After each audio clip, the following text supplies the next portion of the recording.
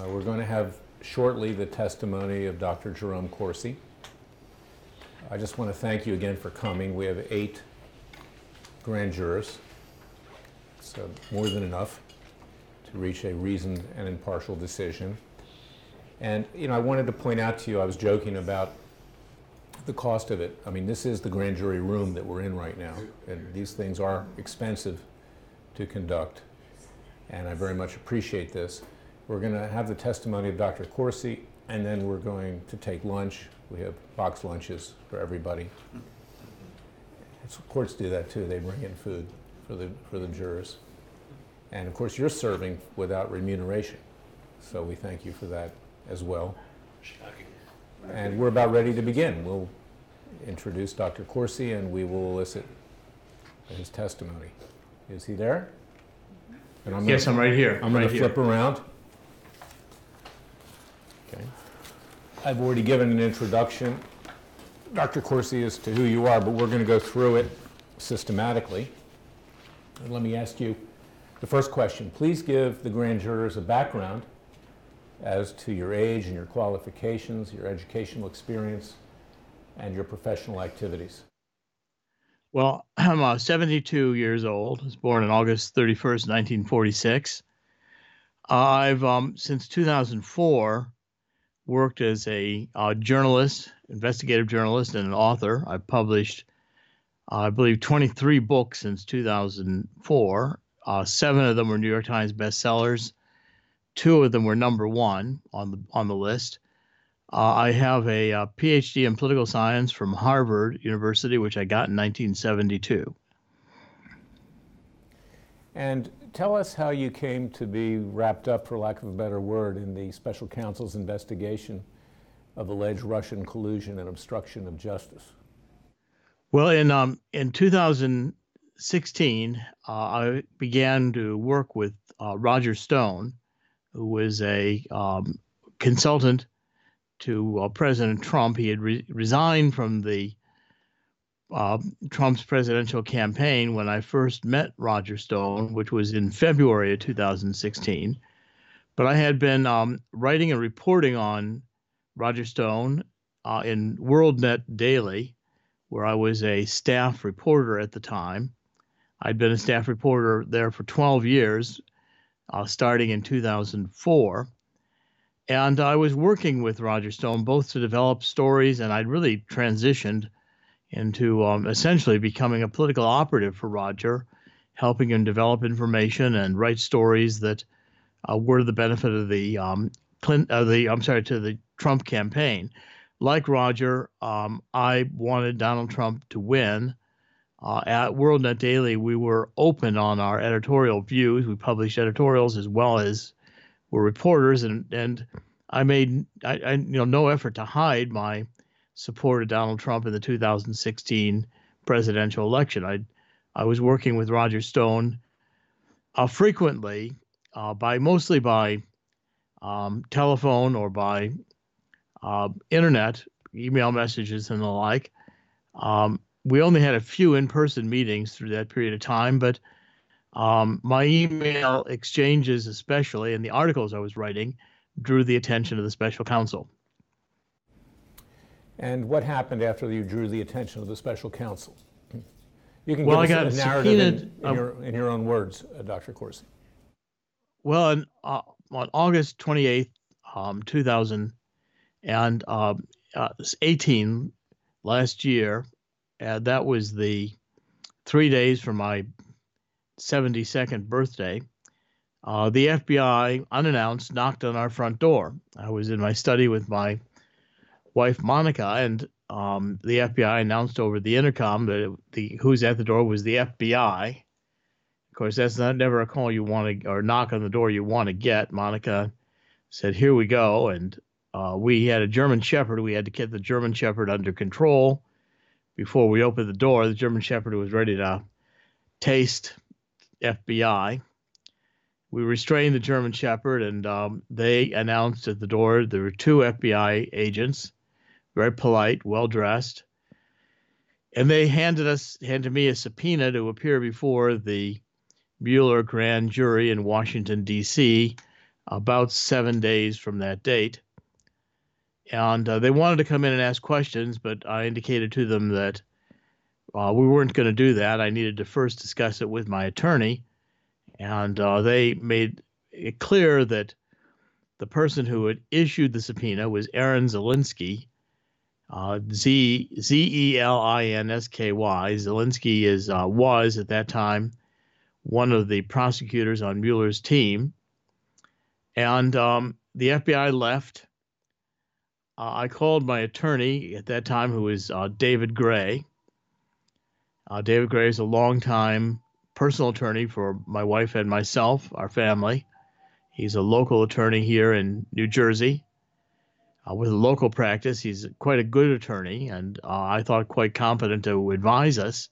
He has done some criminal work, and this was a criminal grand jury, so I felt like we really needed advice before we proceeded. Well, David Gray met with us a few days later, and I asked David if the FBI could break down the door and with the search warrant come and ransack the house and take everything I had they wanted. And David said, yes, they could do that. So I said, well, the strategy we devised was we would offer voluntarily, what David said, proffer, to bring into the FBI, hand over voluntarily my computers that I've been using in 2016. There were 2 laptops that were the predominant computers I'd used at that time. Also, the external drive backup devices for those computers, on which I had a complete record of all the contents of those computers since virtually the first day I'd used either one of them. And my cell phone we were going to turn over, plus all my email accounts. I was going to sign over the email passwords and authorization for the FBI to search the accounts.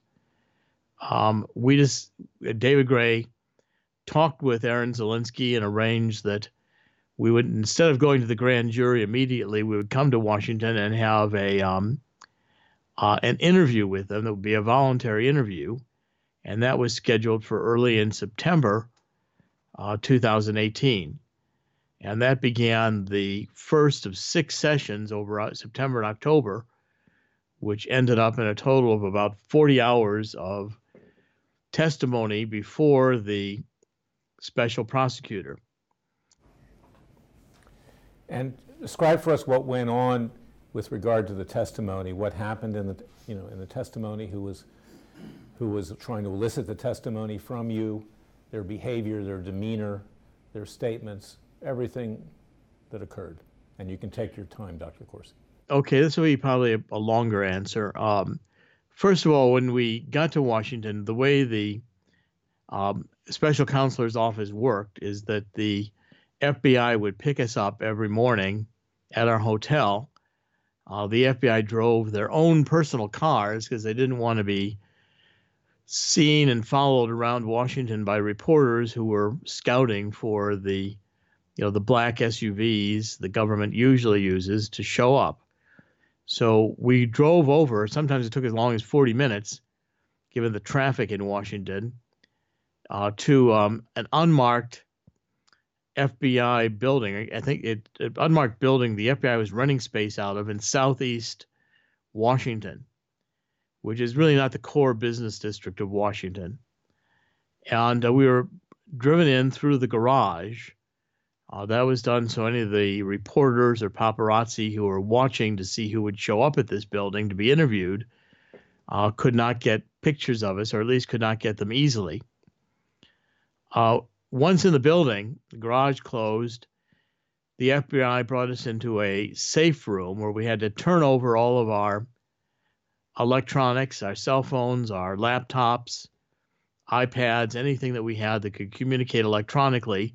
These were locked into safe compartments. And then the FBI escorted us up into the building to a conference room that was inside the building. It had no windows and no clock. 2 large conference tables, a lot of chairs. It had an observation bubble, but when it started, the special counsel made it clear that the session was not being recorded.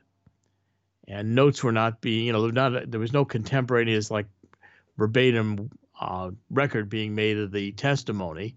But I was confident that through that observation bubble, everything going on in that room could be observed by FBI in another room.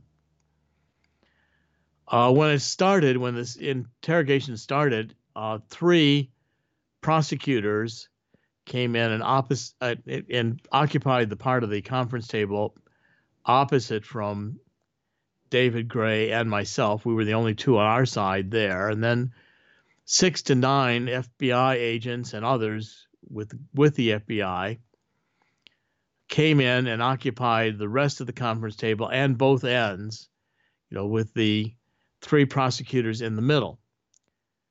So we had basically an army of intelligence people that we were responding to. And, it was just David and myself. Questioning began in the morning and would go on for hours. Let me just stop you there, and then I want you to continue. But was it your understanding, and would you advise, that these individuals that were in the grand jury room or whatever room you were in were acting under the authority and direction of Special Counsel Robert Mueller? No question about that. They made it very clear they were under the authority of Robert Mueller. The three prosecutors who we faced, Aaron Zielinski was directly across from me, and he was the prosecutor, it became clear, had done the most of the detailed work on me. Zielinski had in front of him a binder that was about 6 to 8 inches thick. It had my name on it. It was all tabbed, and this had all my emails, all my phone conversations. I mean, frequently they'd open up this binder and pull out tab whatever to refer to a document. I'll discuss that more later, but the document, that binder had my name on it. I asked Zielinski if that was all about me. He said I couldn't see it. He wouldn't tell me it was all about me, and he wouldn't tell me how many more binders he had. The other two prosecutors were Jeannie Rhee. She was a Clinton attorney who had represented Hillary Clinton in the Clinton Foundation. Zielinski was a prosecutor who'd served in the U.S. District Attorney's Office in Maryland when Rod Rosenstein headed that office. Rod Rosenstein, while I was being interrogated, was currently then the Deputy Attorney General under Jeff Sessions, Attorney General. And the third prosecutor was Andrew Goldstein. Andrew Goldstein was the oldest of the three. He had been a prosecutor for Pret Bahara in the Southern District of New York, U.S. Attorney's Office, where he handled the corruption investigations. I was very familiar with Pret Bahara's operation because I had studied and written about a case involving William Walters, who was a gambler from Las Vegas, who was very prominent also in stock trading, who was convicted of insider trading by Pret Bahara while Goldstein was in Pret Bahara's office. And through the court trial of William Walters, it became clear that Pret Bahara had allowed a senior FBI agent named Chavez for 2 years prior to Billy Walters being indicted to systematically leak grand jury information to the Wall Street Journal and New York Times. And every time I asked Goldstein about the Billy Walters case, he said he wasn't involved and he didn't want to talk about it, but he knew I'd written about it. The interesting thing was that most of the questioning was done by Zielinski. And then Jeannie Rhee would get involved. She was obviously the senior of the three in terms of rank within the special prosecutor's office. She seemed to be supervising my interrogation. And Goldstein said very little. He was mostly there, I believe, to be an observer and to help with strategy and other issues. He was the most experienced and the oldest of the three. The FBI ranged in age and generally said nothing at all. Many of them were taking copious notes of everything we said. And I'm sure they were profiling me and trying to determine whether, from body language and other signals whether I was lying or telling the truth. They were very quiet, but they were constantly attentive. The other thing that's important is whenever they they didn't like what was going on, the prosecutors, or they were angry or disappointed in these 40 hours over these 6 sessions, 2 months, they'd stand up, they'd pick up all their materials, and they and the FBI would all stomp out of this room. And they'd come and call my attorney to join them in a conference room outside where I was. I had to stay in this conference room where they first brought us alone for an hour or however long it took them to discuss things with David Gray. I found myself, I couldn't even go to the restroom without being accompanied by the FBI to the restroom door. You weren't free to roam around this building. You weren't free to leave. You weren't under arrest, but it was understood that you were there, with these rules. So I found myself pacing and wondering what was going on. It was almost like psychological torment to think about what they were angry about and what they were going to do next.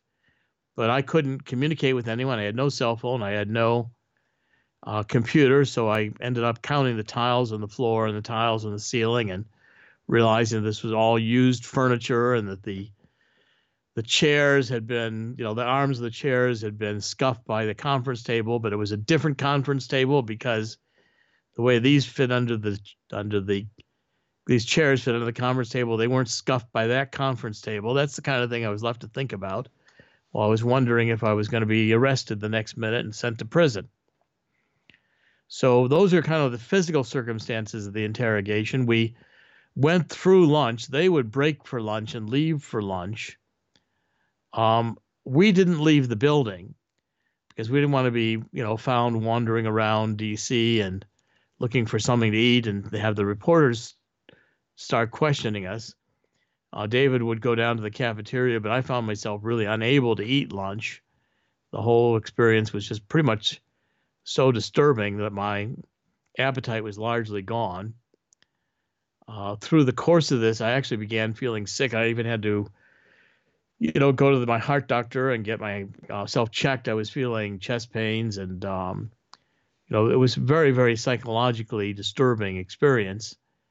And as I'll describe what went on in the sessions, you can see that the interrogation was very partisan and became very aggressive when the FBI didn't get what they wanted, or the special prosecutors. So let me end with that for a minute, and you can ask another question, and then I'll continue. What was it that you understood that the prosecutors wanted and the FBI wanted, based upon your initial communication with them in the first session? Well, almost immediately I realized that this was all about Roger Stone, and the special prosecutor team had determined that I was the contact who had introduced Roger Stone to WikiLeaks, and that this was the core of their Russian collusion theory. Because, see, the special prosecutor believed that Russia stole the emails from the Democratic National Committee, and that Donald Trump's campaign had communicated with WikiLeaks. This was a collaborative effort where Russia stole the emails to benefit Donald Trump's campaign. Donald Trump was supposedly going to give a quid pro quo to Russia for the theft of benefit to Russia for helping him win.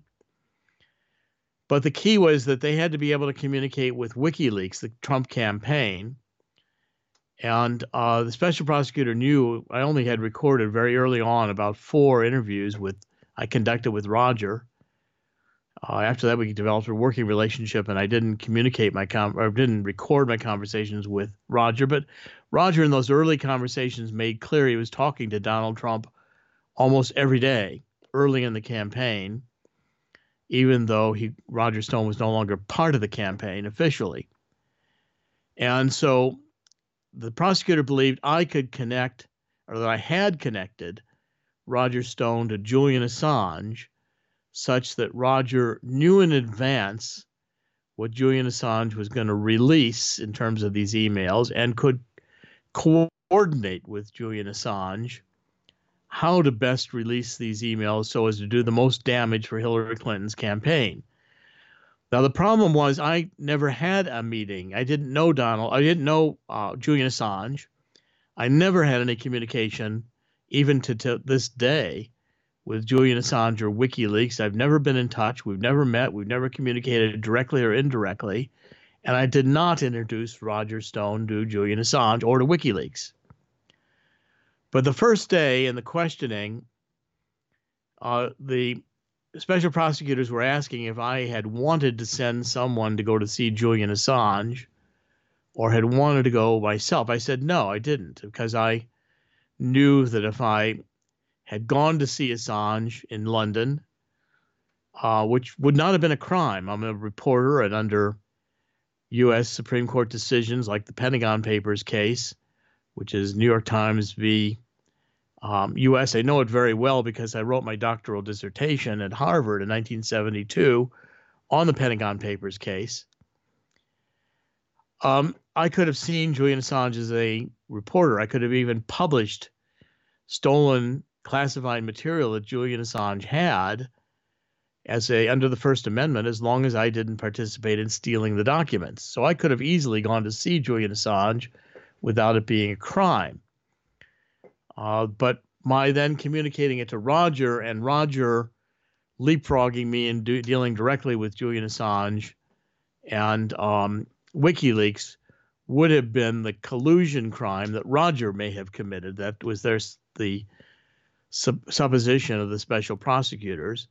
Well, when I said I didn't want to send anybody to see Julian Assange, this was the first time, and it was about an hour or so into the first day's interview, which the special prosecutor all kind of got up and they stomped out. I mean, first part of the interview that first day had gone pretty well, but then Zelensky said, why don't I drive? Why don't I then start just talking whatever I want to talk about, which was highly unusual, a very unorthodox practice for a prosecutor before a grand jury. Usually you're answering questions like we are here. And I said I had not seen Julian Assange. I didn't want to see Julian Assange. I mean, that was my bottom line conclusion. Prosecutors all went out of the room. They stomped out. This was the first time. They called in David Gray. They talked for about an hour. And then David came back and said that they were very upset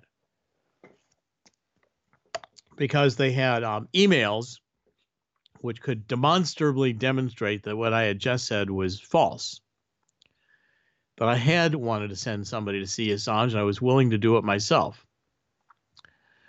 Well, the problem was I had not looked at my 2016 emails before going in to see the special counselor in this first voluntary interview. You see, I've been using Apple computers, and the backup system was based on the Apple application, which is Time Machine. Now that I had been using to back up onto an external hard drive my computer so I could restore it if it had a crash. And the way the backup system Time Machine works is 4 times a month, the way I had it set, the entire contents of my computer were backed up onto that hard drive. I mean, it was backing up things as they were happening on a continual basis, but it did a full backup of the computer 4 times a month. And I knew that I could recover anything in that computer, in both of the computers that I handed over, that had been there, even if I had erased them on the computer, because the data would still be in the Time Machine. I couldn't alter the way the Time Machine had recorded past data. But to reload the Time Machine, it erased the content of the computer from its current status to restore it to the date I used to restore the computer. So if I'd restored, for instance, at the end of December 2016, it would have wiped out the data from 2017. I'd quit using that computer somehow, both of them. And the main one in 2017, I was still using the second one. which was a mobile, it was an Apple Air computer, which I'd purchased sometime in 2017 or 18, and I've been still using through the time I was subpoenaed. At any rate, the FBI said David argued with them that I had forgotten those emails, which was true. I'd forgotten them. The FBI gave me 7 days to go back to New Jersey and to download the emails. I had to wait for the FBI. I stayed an extra day in the hotel for the FBI to bring my computers back to me from Quantico. And when I started downloading these 2016 emails, which took a long time, the main computer I was using was an old 17-inch Apple computer, which I'd done a lot to keep alive because I liked the 17-inch laptop that Apple made, and they quit making them. So it had a hardboard crash. The motherboard died. I had to get a new keyboard on it. Finally, it was about quitting to work. It took me hours, 6 hours, I think, to download the 2016 emails. I just got one snapshot. When I finally downloaded the 2016 emails, I had 60,000 computer emails in that computer, 60,000 emails in that computer from 2016. Well, clearly I couldn't remember 60,000 emails. And I found one email from July 2016 that Roger Stone had sent me, which said, somebody needs to go to see Julian Assange. And I forwarded that email to Ted Malloch, Malloch, in London. He at that time was a professor working at the Oxford School of Business and was a friend of mine. He's an American. I helped get Ted Malloch's memoirs published in 2015. At any rate, I said, Ted from Roger, Jerry. I forwarded to him. It took me about 10 seconds to do that. I had, after February 2016, when I met Roger Stone, the next time after that meeting, when Malloch was in New York, I had a dinner and introduced Malloch to Roger Stone. And Roger Stone, knowing that Malloch was in London, had wanted Malloch to go see Julian Assange almost from the beginning. I'd forgotten about this email because I never expected that Malloch would actually follow through. And the truth is that Malloch never did go to see Julian Assange. Malloch's an academic, and in my estimate, going to see Assange was more the kind of a thing that a gumshoe detective would do, and Malloch was not like that. He knew the top executives of, hundreds of Fortune 500 and other international companies. He was very, very well respected on the international business scene, but he was not a gumshoe detective that was going to go ring on doorbells. At any rate, I also found an email from my boss, who at that time, who was Joseph Farah, who was the founder and CEO of WorldNet Daily, where I was writing on the internet as a senior staff reporter. And Joseph was mad at us, the reporters, because nobody had gone to see Assange. And as I pointed out earlier, under the auspices of these Supreme Court decisions, we could have gone to see Assange without committing a crime. And that was in August 2016. I emailed Joseph Farah back and said, send me a ticket, an airplane ticket, and I'll go see Assange. Well, Joseph Farah never sent me an airmail ticket. So I never went. It was never made part of my job, or I'd lose my job. Here's an airline ticket with the order from my boss to go to see Assange. I didn't get that. And on my own initiative, I never wanted to see Assange. What I told the FBI the first day was really true. In my own heart, I didn't see any point to it. I mean, Assange had given a lot of interviews. The background there is on July 22nd, 2016, Assange published over 40,000 emails on Debbie Wasserman Schultz, who was at the time the chairperson of the Democratic National Committee. Well, this was on the weekend. He published them in 2 dumps, 2 days, when the Democrats were traveling to Philadelphia for their national nominating convention, when they were going to elect or nominate Hillary Clinton to be their presidential candidate. Assange did that tactically and strategically, I believe, because he knew the Democrats would not have time to manage the news cycle since they were all traveling. On that Sunday, Debbie Wasserman Schultz resigned as chairman of the Democratic National Committee, and Assange had scored a big hit. The emails that Assange released on July 22nd, those couple of days, prove that Hillary Clinton had been conspiring with the Democratic National Committee and Debbie Wasserman Schultz to deny the primary victory from Bernie Sanders. And it had been rigged. And when that information came out, Debbie Wasserman Schultz had to resign. After that, Julian Assange gave a series of interviews almost immediately after July 22nd, one to British television. I'd watched all of his interviews and studied them, and Assange said he had more emails he was going to release before the election, and these were going to be really damaging. He described them. They were going to be emails that would be devastating to Hillary Clinton. But he didn't say what they were. And I listened to all these emails, and I figured I've been studying Julian Assange for 12 years, 2016, and I knew that Assange was one of the most brilliant manipulators of the media that I've ever studied. He always was tactical in how he released the stolen material that he had. As I said, he dropped these emails in Debbie Wasserman Schultz on 2 days before the Democratic National Convention started in Philadelphia. And I felt he said everything he wanted to say. He was teasing that he had more emails. I figured if I went to see Julian Assange, he was running it in my mind, hypothetically.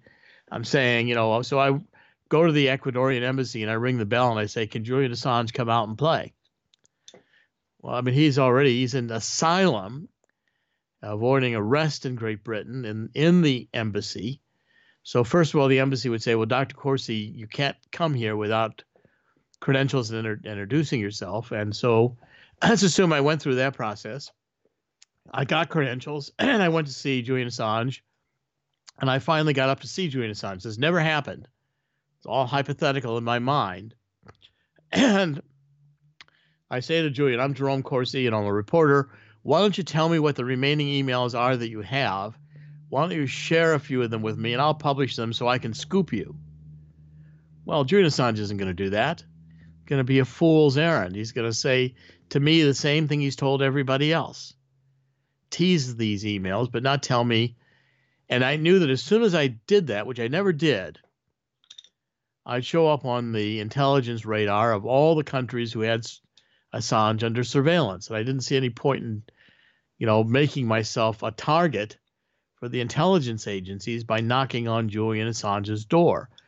I was twice in London while Julian Assange was in asylum in the Ecuadorian embassy. I stayed at a hotel called the Rembrandt Hotel both times, which is down the street from Harrods, the big shopping center in Knightsbridge in London. Well, right behind Harrods is the Ecuadorian embassy. I knew exactly where it was. I knew exactly how to go there. I had been in Harrods a dozen times while I was in London both times. I have receipts from buying things in Harrods. But I never went to see Julian Assange because, again, I never thought it was worthwhile. Yet I had these 2 emails that I'd forwarded to Ted Malloch and that I had told Joseph Ferris send me an airplane ticket, which he never did. So what I said to the FBI that first day was technically, in their terms, a lie, in that I had been willing for Ted Malloch to go to see Assange if he wanted to, or I may have gone to see Julian Assange myself if I had been sent an airplane ticket by my boss. And so when I said I didn't want anybody to go to see Julian Assange, and I didn't want to see Julian Assange, the FBI and special prosecutor concluded I was lying. And that first day when they dismissed me to go back and review my emails, they made it clear they could have indicted me at that point for materially and a material subject to willingly and knowingly giving the FBI information I knew to be false with the intent to deceive them. That's the crime.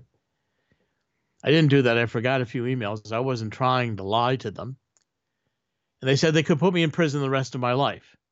At 72 years old, they could go for a 25-year sentence indicting me in Washington, D.C., where the jury would certainly hate me. They're all very much Hillary supporters in Washington, D.C., Democrat voters. And they could charge me with conspiracy to obstruct justice, arguing that I had been in a conspiracy with Roger Stone to deceive from them how I connected Stone to WikiLeaks, which didn't happen. And they could seek a 25-year sentence, which and I'd be most certainly convicted. I'd spend a couple $1 million defending myself. The family would lose the home. My family would be all destroyed because I'd be in prison the rest of my life. But they would allow me to go home and look at my emails. At the end of 7 days, we returned to Washington in September 2018, and I amended my testimony. I said I was wrong. I forgot these emails, and clearly I was willing to send Malik to see Assange, and clearly I would have gone to see Assange had it been part of my job and I'd been given the expenses, air tickets, etc., that I needed to go do it. And the FBI accepted my amending my testimony and proceeded to continue with their questioning. This went on through what I call the first part of my experience with the FBI and the special prosecutor. They did bring me to the grand jury finally. And I was, when I finally looked at my emails in 2016, I couldn't remember hardly any of them. When I reviewed the things I'd written, I had been working on other books since then. It was 2 years ago. Most of my emails, I get hundreds of emails every day. And while most of them are irrelevant and are junk emails, I get rid of them. I still save the ones I think are relevant. But I can't remember any particular email, really. I mean, they're momentary to me. They're incidental. And especially when the election was over for 2 years, I had other things going on in my life. I was working with a new job. I was trying to transition from WorldNet Daily. I was working at that point with InfoWars with Alex Jones. It was a higher paying opportunity. I was going to be more on the live streaming TV, which I wanted to do. And that's new. You've got to get into a new job. I was doing a new reporting. I was working on a new book. All of this. In 2017, I actually published a new book, Killing the Deep State, which was subtitled the Fight to Save President Trump. I published that, and it was in print before the FBI knocked on my door. So I've been very busy, and I've forgotten all these emails. Very hard for me to remember any of them. But in the first part of the interview, it occurred, and Roger Stone had a tweet that was unfortunate, where he said that it would soon be Podesta's time in the barrel, something to that effect. And Roger Stone also went before the House Intelligence Committee, and he asked me to write him and some articles and some memos to the effect that what he was talking about was Hillary Clinton and Podesta's having made money in Russia, which they did through the reset process when they were selling U.S. military technology to Russia. And I had known this because Peter Schweitzer, who's a good friend, he heads the Accountability Institute in Washington, to publish a study called From Russia with Money, in which he documented this, and I've been looking into it. But in these emails that I wrote and the material I wrote for Roger, I basically said it was a cover-up story. That was my understanding of what I was doing. And I did not go in to lie to the special prosecutor. And they had everything. They had my emails. The prosecutor said they could even tell on my computer the keystrokes I was making. Remember, I turned over all my computers and everything. They knew the time I began working on these articles. Roger had called me also sometime right around my birthday, I think August 30th.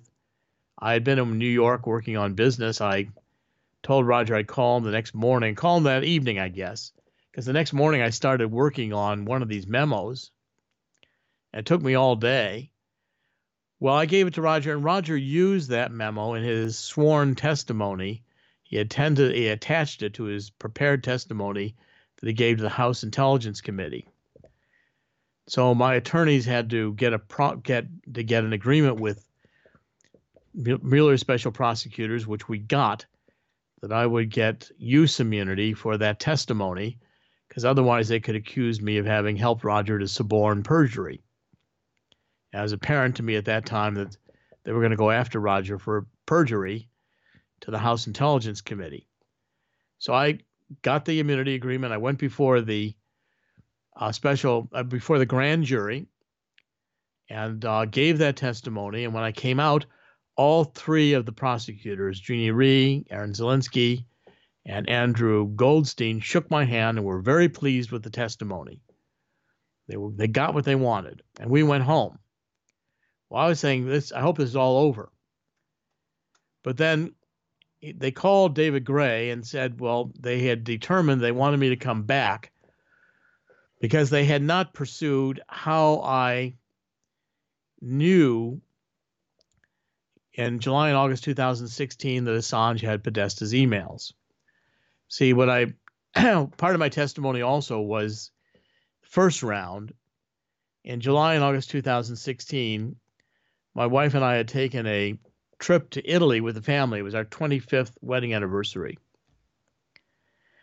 And I had time to think, really, on the airplane flight over. I'm pretty sure it occurred to me that Assange had Podesta's emails. Now, that my wife didn't consider that to be a very romantic moment in our trip to Italy. When I explained to her that I just realized that Assange had Podesta's emails, her basic advice was, would I please quit thinking about Assange and think about her? That was probably good advice. At any rate, I knew that I started communicating. I was absolutely sure I was right. I mean, it was just a deduction, kind of a flash deduction. When it was, the DNC had let it be known around June 2016 that Podesta's emails had been breached and they had been stolen. And they blamed it on the Russians. But those emails had not surfaced.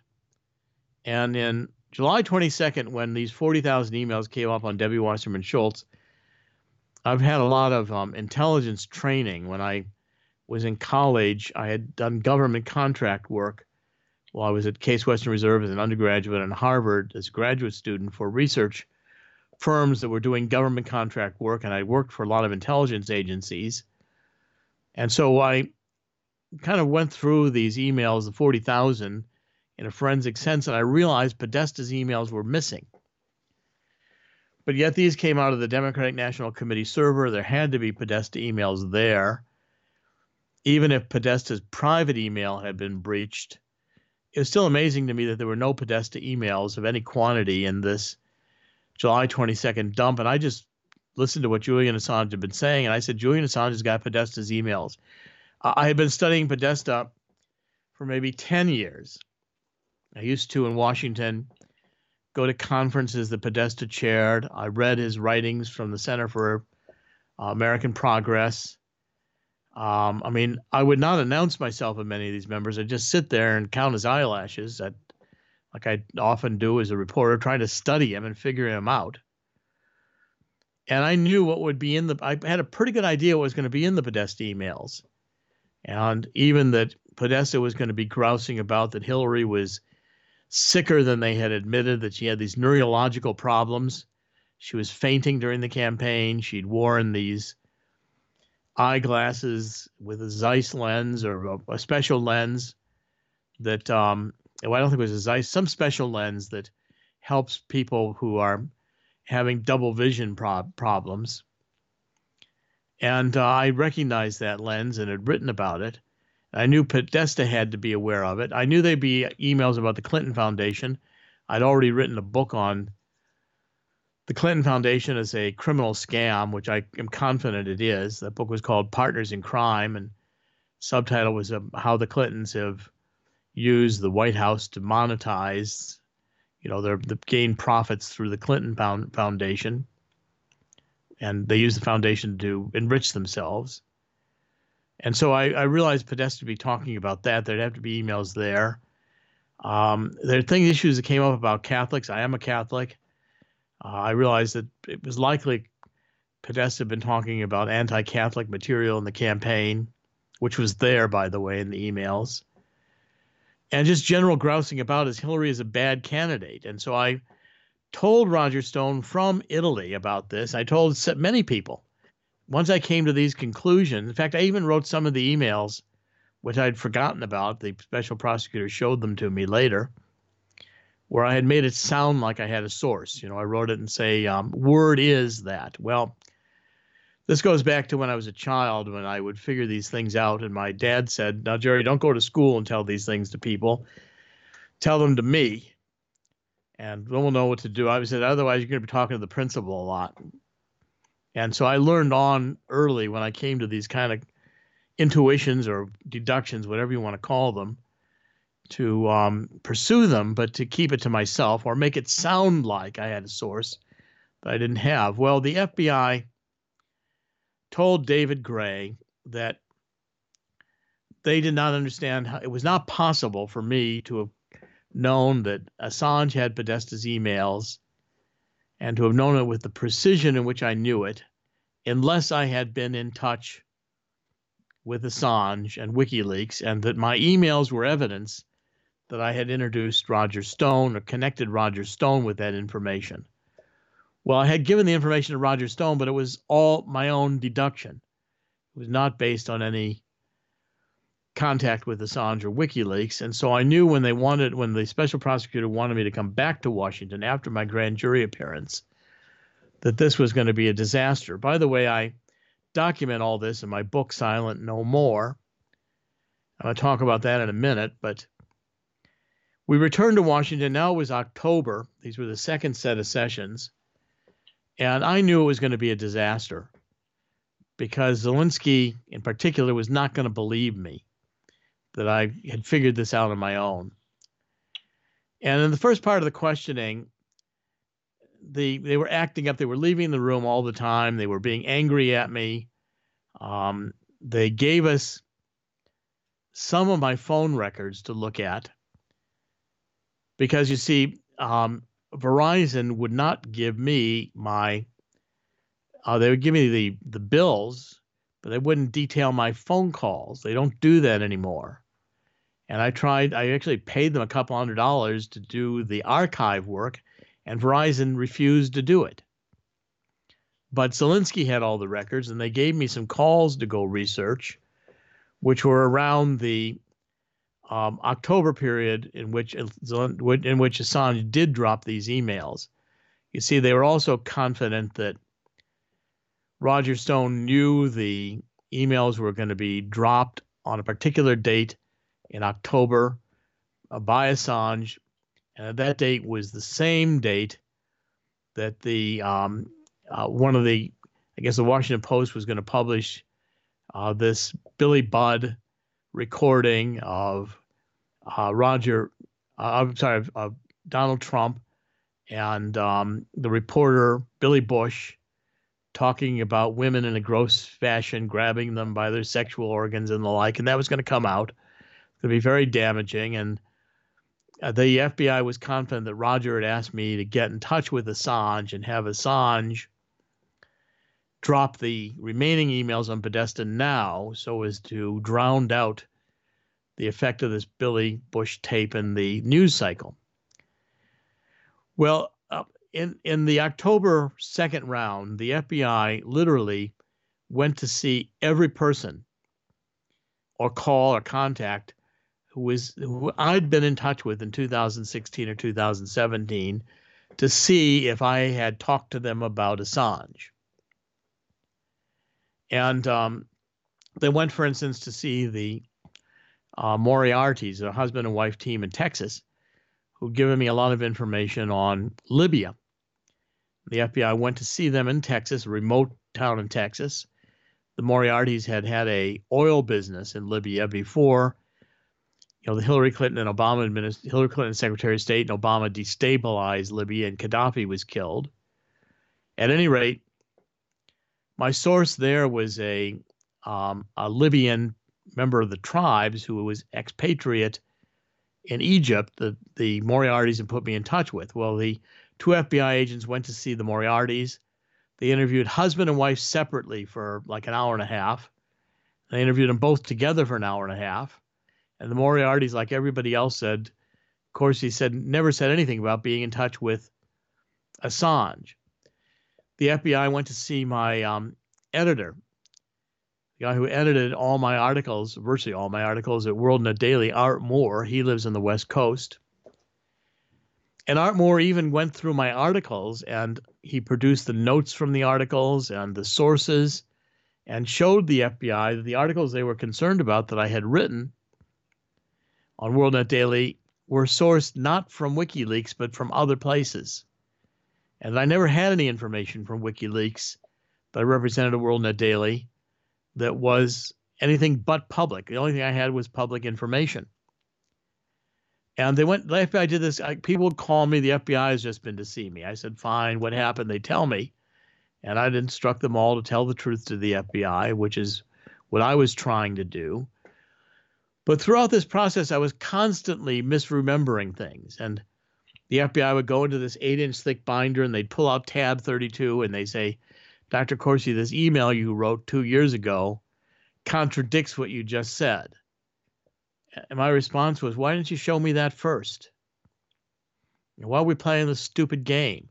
It occurred to me back in the first day, they played this perjury trap. They knew they could get me in it.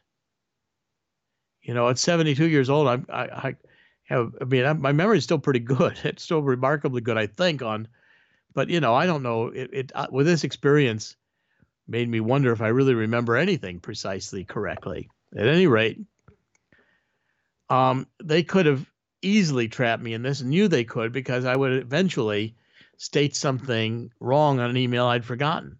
So this whole perjury trap, I concluded, was a strategy. Even though I went in there voluntarily. And I knew, how could they say I was going to try to lie to them when I handed over everything I had? In those computers and those emails that I handed over was everything about my life, my tax records, my business records, my family records. I mean, if I'd had any, we have had accountants. In 2004, when I co-authored Unfit for Command, the Swiftboat book with John O'Neill, was the first year the IRS audited us. And they did audits with me back 10, 20 years. So we've always paid taxes. I mean, they made us pay some $30,000 or $40,000 in things they said we'd understated. We paid all that. And we've had accountants since 2004 who handle all of our accounts, all of our money. Everything's accounted for. I don't have any foreign bank accounts. I don't have any unreported income. And the tax accountants sign the tax returns that they've seen everything and that this is the accurate statement, and they're right. I have nothing hidden. I'm sure they checked. Through this second period, they checked everything. They found an email from my stepson, or a text message. My stepson is 40 years old. He doesn't live with us. And he sent me a message saying that he had scrubbed a hard drive for me. Well, the FBI started showing up at his home and questioning if he was my IT guy. Well, Andrew laughed at him. This had been an old computer that I'd had on my desk before I was subpoenaed. Andrew asked me if he could take the computer and use it in my wife's business, his mother's business, because she needed a new spare computer, and this one I was not using. And I thought about it a few days and said, Andrew, go ahead and take it.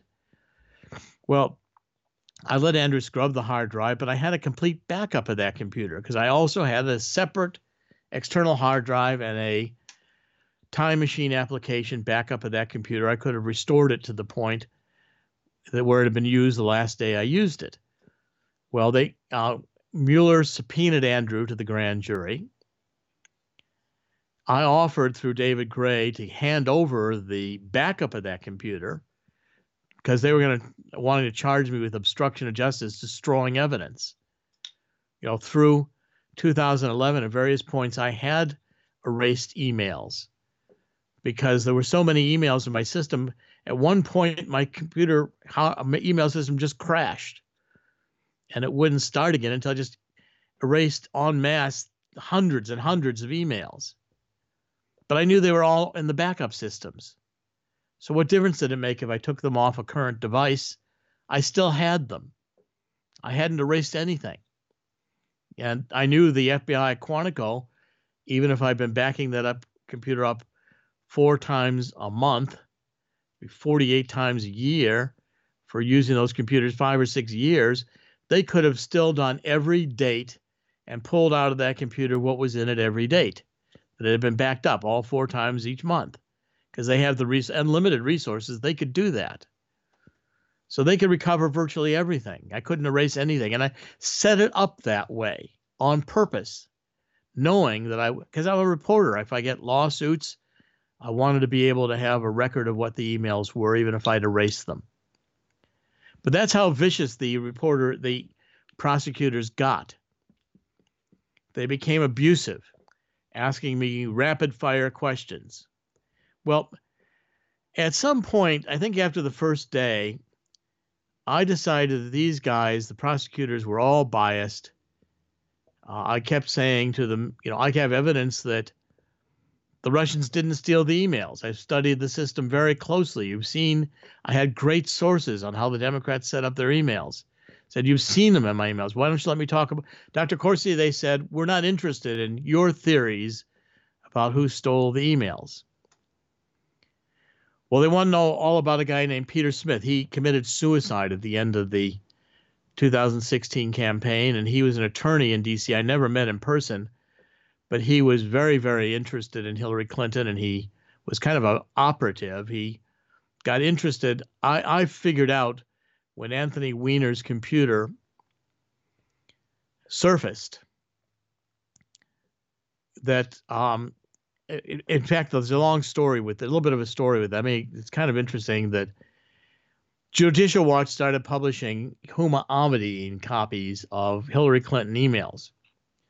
And I went into those again and did a forensic analysis of them. They were hundreds. What I want to know is what the email addresses were. And I found that Huma Abedin had this one email address that had been redacted every time, because the blockouts were the same. It would be, blocked out, who addressed it and to where it was going to. And as I searched this, it took me hours and days to do this. I found one instance where it had not been redacted. And I figured out, and it was Huma Abedin had been sending Hillary's emails to her own private account at Yahoo. Now that shocked me because that's a clear violation of federal laws regarding the handling of classified information. And I knew immediately that all Huma Abedin had to do was contact her buddies in Hamas or one of the other organizations where her family was very connected, and give them the username and password, and these emails could have been written and read, Hillary Clinton's classified emails read by potential enemies of the United States around the world. Peter Smith was very interested in that. He got a lawyer, Peter Smith, who I think was himself a lawyer. They could not get Yahoo to release to them who had looked at Huma Abedin's account. But in conversations with Peter on the phone, we kind of came to the conclusion that if Huma was sending these emails to herself, she's probably using some computer that was not a government computer, was not registered in her name, so it wouldn't be picked up. And we wondered if Weiner, her husband, who was a convicted sex criminal, had been texting and sexting with underage girls, nude pictures, that maybe Huma had been using his computer. Well, Peter had good contacts. I had good contacts with the New York Police Department. I think Peter got them interested. They went and got a subpoena to go get Weiner's laptop. This was after July 5th, 2016, when Comey had ended the investigation on Hillary Clinton's email server, but the FBI in New York decided that they would go along with the New York Police Department because now they weren't looking for anything about Hillary's emails. They were looking for sexting material on Weiner. When they got the laptop, they found a huge number of Huma Abedin emails from Hillary Clinton, including classified emails from the State Department, on that hard drive. And the New York Police Department made that public. Well, I said to the special counselor, why don't you let me talk about Huma Abedin and her emails and how that compromised Hillary Clinton's, national security responsibilities, and probably was a felony on both their parts. Dr. Corsi, the special prosecutor, said, we're not interested in Hillary Clinton. They don't want to know anything about Russia stealing the emails. They don't want to know anything about Hillary Clinton. All they want to know is me, Assange, me, Assange, me, Assange, me, Assange, hour after hour. So finally, they finally decide this last day, when I'm now pretty much psychologically broken. I mean, Zelensky had one point used the technique. He said, Dr. Corsi, let's use regression. Let's go back in your mind to 2016. You're in Italy. I want you to relax and put yourself back there. And you're talking about what emails Assange has, and tell us what you're seeing. I said, well, there may be a couple of guys. Wait a minute. If I continue this exercise, Mr. Zelensky, I'm going to be telling you that I was Alexander the Great in my former lifetime. Because this is a carnival trick. This is what they do in carnivals. So I'm not playing this game. I can't go back if I could go back in my memory, I would have already done it and told you. Dr. Corsi, was he wearing a turban when he was asking you this? Zelensky No, the Magnificent? But the next question, he had a little sense of humor, I guess. The next question he said, well, Alexander, he addressed me as Alexander to ask his next question. So I guess he understood that I was rebuking him. But there was a side of them, was there not, that was very vicious, that was disparaging your prior writings. Oh, well, we're getting to beliefs. Let me get to that. So finally, the point I wanted to make was they were only interested in the second part of it. They were only interested in Roger Stone and me and Assange. That's all they really wanted to know. It was almost like they went, I kind of imagined, and I wrote it. So, by the way, what I was starting to say was, as soon as I realized they were beginning to mess with me the first day, getting me in that perjury trap when it was really, and threatening to put me in prison the rest of my life, make me feel afraid. That was the day I started keeping notes on them, and I started writing Silent No More the very first day. And David Gray was taking copious, detailed notes of everything going on. So when I wrote that book, I had very, very good records, contemporaneous. And I wrote that book when I thought I was going to go to prison. And the book reflects it. Now, the last day, my mind is mush now, and the questioning is deteriorating. They're angry. They're asking rapid-fire questions, which I record in the book. What did this person say to you on this day? What did you think they said? What did you think they said? I can't tell you, what another person was thinking. And I'm having a hard time telling you what I was thinking. Jeannie Reed took me through an exercise. Dr. Corsi, we've got these things now where you really remember them. And these things where you vaguely remember them. And these things where you really don't remember them at all. And I'm going to show you emails out of this book, and we're going to ask you which category they fall in. So they show me one. I said, well, I really remember that one. I said, but I've got a problem. She said, what is that problem? I said, well, the problem is, you asked me earlier on whether I had a memory of it, if I was reconstructing it, or if I was inventing it today.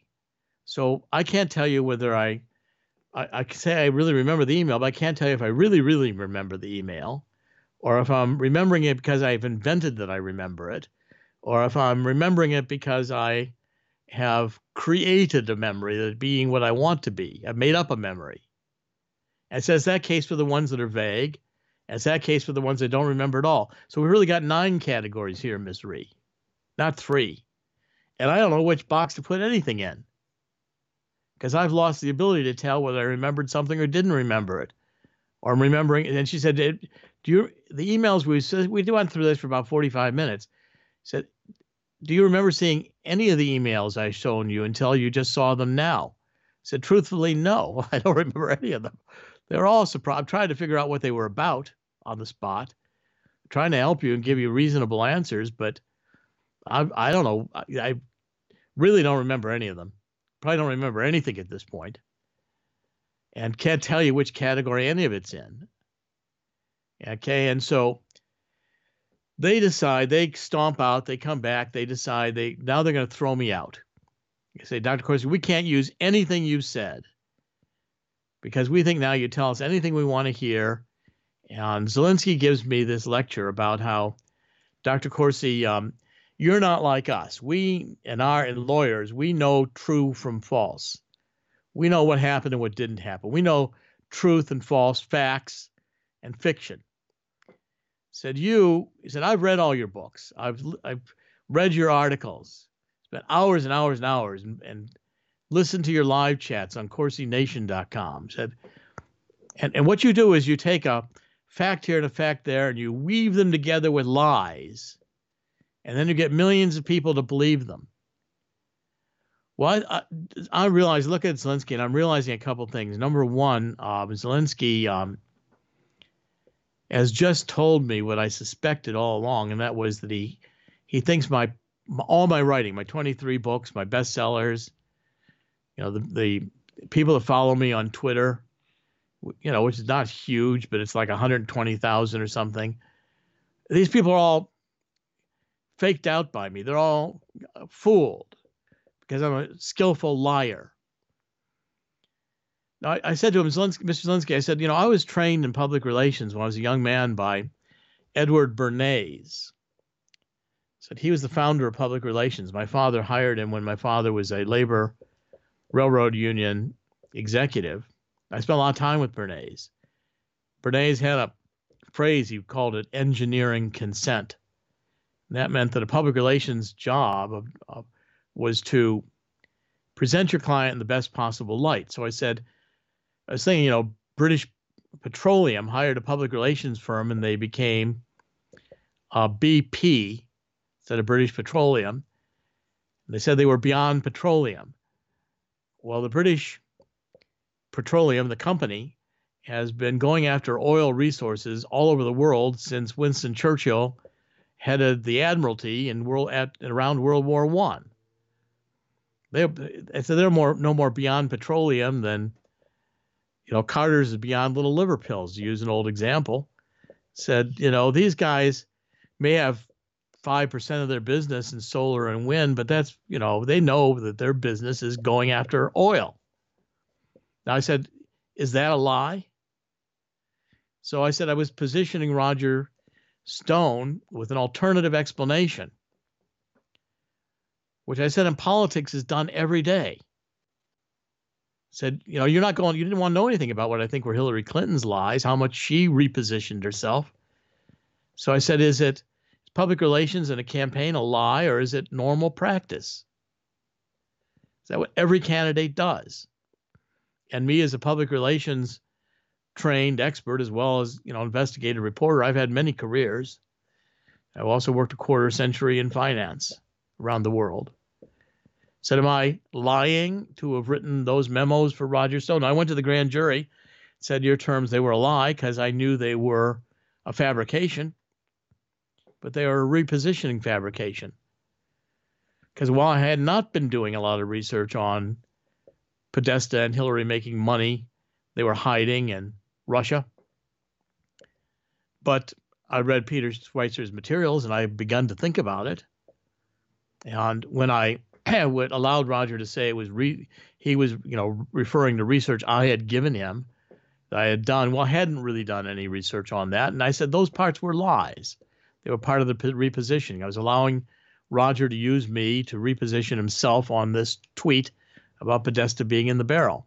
And I said, we covered all that. You already given me immunity on all that. told you the truth about all that. But you can't say that every book I've written is a lie. Well, then I also thought it's one interesting thing. I mean, it went into my, I went back in my mind and thought, he made me think of the passage in the New Testament where Christ is being interrogated by Pontius Pilate just before he's crucified. And Jesus says, Pilate asks him, they say you are, the king of the Jews. And Jesus said, well, you said, you're God. And basically Jesus said, I am the truth. I am the light. Whoever follows me follows the truth and will be saved. And Pilate asked Jesus a very famous question, which, I've studied a lot. Pilate asked Jesus at that point, what is truth? Well, Zelensky's just told me he's the arbiter of truth. He knows what's true and what's false. He's the guy who's made up all these determinations. And that he's determined that I don't know the difference between truth and false, because I won't and can't give him and won't lie to give him what he wants. A name or a contact to Assange. They don't have one. I've told them that repeatedly. And now I realize they're about to throw me in prison because I can't give them the information they want. And I won't lie to give them what they want. Well, at any rate, Jeannie Rhee joins in and she asks if I'm protecting Donald Trump or if I'm protecting Roger Stone by not giving them a name to connect to Assange. Well, I gave her a biblical answer too. I said, Ms. Rhee, it's always occurred to me that Jesus, in giving us the Lord's Prayer, made a mistake. He should have said, let Jerry Corsi's will be done. And he said to God, let thy will be done. I said, so I think it'd been a lot easier if Jesus had just gotten that prayer right. I said, but the fact is, what I concluded is since Jesus happened to give it the way he did, I think it's one of the best, most eloquent prayers ever given, is that my job was to do the best I could telling the truth, and God would take care of the rest. The chips would fall where they would. That's a very difficult understanding, is that, you've got to let God decide the outcomes. At any rate, it's one of the reasons, by the way, I think all these deep state criminals made their mistake. They thought they had the right to determine the outcome, the 2016 election, just like Zelensky thought he could be the arbiter of truth. They weren't willing to let God decide anything. While we're talking about Jeannie Rhee, what was she wearing at the time? Well, during going to the grand jury, we showed up for that day. The first day they brought us to the courthouse for the meeting with the general counsel. Jeannie Rhee had on a see-through blouse with no bra. I'm looking at her. Now, first of all, I realized I'm not supposed to look at, the obvious. And so trying my best to make eye contact with her. And we get out of there. David Gray said, what'd you make of the see-through blouse? And I said, I can't imagine any officer of the court would ever show up at a grand jury wearing a see-through blouse. I said, I don't know what that was all about. You think she's trying to distract you? I think it's probably distract me, or, we'd had these conversations. I'd expressed my religion to her. And so she ridiculed my religion when she was throwing me out this last day's session. So, Dr. Corsi, you're asking us to believe that on this international flight to Italy with your wife for your 25th wedding anniversary with your family, God intervened and had a miracle in your mind, and God told you that Assange had Podesta's emails. I said, well, Ms. Rhee, I don't really appreciate you, ridiculing God, but if you're asking me if I figured it out myself, that's what I'm testifying I did. So I knew that these people hated God. They hated me. They weren't interested at all in anything about Hillary Clinton. They didn't want to listen to any evidence that the Russians hadn't stolen the emails to begin with. And when they threw me out, they said they were going to, basically send me a plea deal. My attorney came back in one of their act-up sessions where they all left the room. David came back in, and after an hour, and he said, well, David, are they going to arrest me right now? He said, no, they're going to let you go home. And they'll work out with me the plea deal, and they'll allow you to surrender after you accept the plea deal. And so we left Washington convinced that the next thing that would happen is that I would be given a plea deal and would be charged with criminal offenses regarding obstruction of justice. And when we got back, I started going on the media and telling people what happened. I was actually in a limousine that was provided by NBC. I was pulling up to NBC in New York, their studios on 6th Avenue. And David Gray called. He said, don't go into NBC. Said, Zelensky has just called, and if you don't do the interview, they'll give you a plea deal now. So I drove past there. David met me in New York. We talked about it. And a few days later, just before Thanksgiving, in November 2016 or thereabouts, we got the plea deal from Zelensky. And basically, I read it, what they wanted me to plead to, and it was my first day's testimony where I said I didn't want to send anybody to see Assange, and I didn't want to go to see Assange. And they allowed me to amend that testimony. So I said, David, how can they be charging me, or how am I supposed to swear that I, knowingly and intentionally gave them information I knew to be false with an intent to deceive them on a material fact, when in fact they'd allowed me to amend the testimony, and they acknowledged it was just a memory mistake, but not an intentional attempt to deceive them. And David said he didn't understand that either. I asked David to go back and forth with Zelensky and say, I have securities and insurance licenses, which I've had since the 1980s.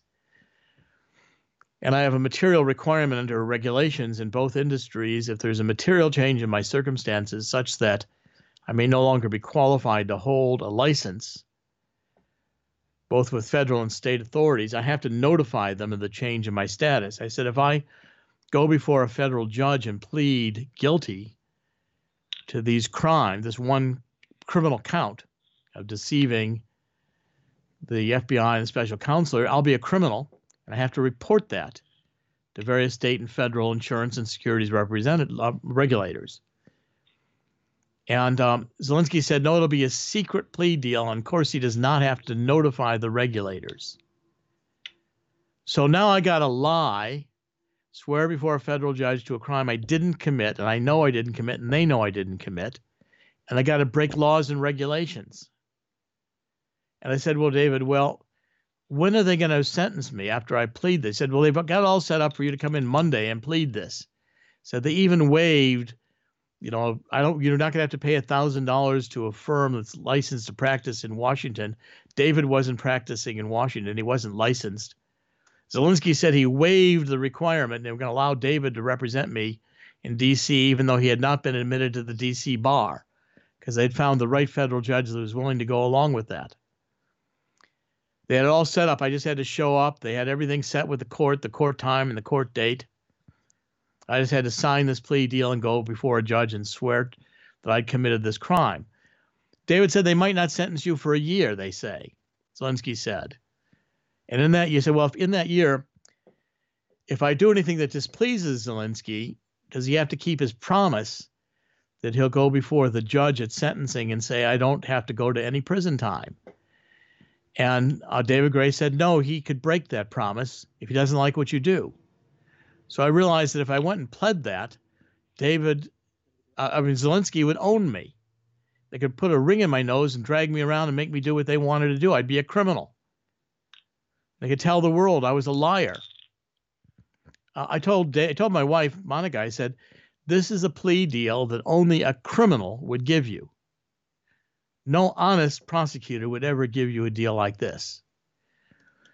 Well, we were going back and forth. Should I just take this one plea and, I won't go to jail. I'll lose my career, but we won't lose the house. We won't lose the family. I'll just have to do like General Flynn did, shut up and do nothing except what they allow me to do. So if I had done that, I realized Zelensky would have made his collusion case, because they would have said I was a liar and that obviously I had a way that I introduced them And they probably would have even forced me to make up something that they would have been satisfied with, to lie, but they would have had their collusion case made. Well, in our bedroom, we have a computer. I was sitting up at the desk that morning, and Monica woke up later than I did, and she said to me, she said, "I would rather visit you in prison as a criminal for the rest of your life than have you not be the man I married." Now, when she said that, I realized that was really all I needed to hear. And so that was right, I think, Thanksgiving weekend. The Monday after Thanksgiving, I went into New York and I went on to One American News, and I announced that I was not going to take Zelensky's plea deal. I hadn't even told David Gray. I think at this time, I'd also retained Larry Klayman as my attorney, because Larry was going to be the person who would represent me in D.C. instead of David if I was going to plead this deal. I didn't even tell Larry I was not going to take the plea deal. I went on and announced it to the world without telling anybody.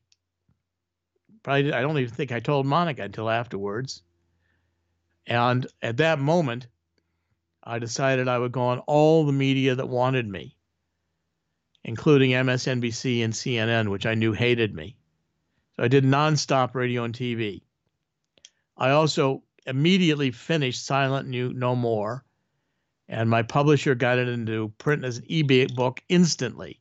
We did it so fast as an e-book, there were still typographical errors in it in the initial round. But I wanted the world to know what had happened. And I said to David Gray, I thought the FBI was good at profiling.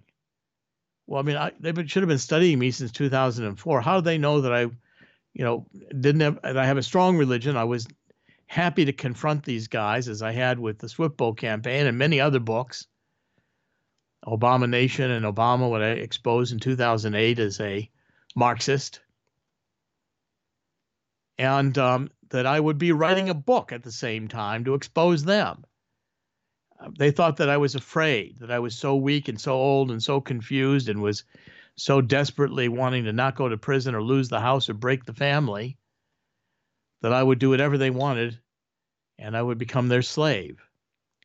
Well, Monica and I decided, knowing full well from that day, right after Thanksgiving, until St. Patrick's Day, when Attorney General Barr began making it clear that Mueller was finished and there were going to be no more indictments. Every day, Monica and I thought the FBI could be at the door, breaking it down like they had with Roger Stone and carrying me away. We'd wake up at 4 a.m, look outside to see if the FBI was assembling out there to raid the house, day after day. CNN for weeks on end had a car parked outside our house, hoping to be able to catch me being arrested.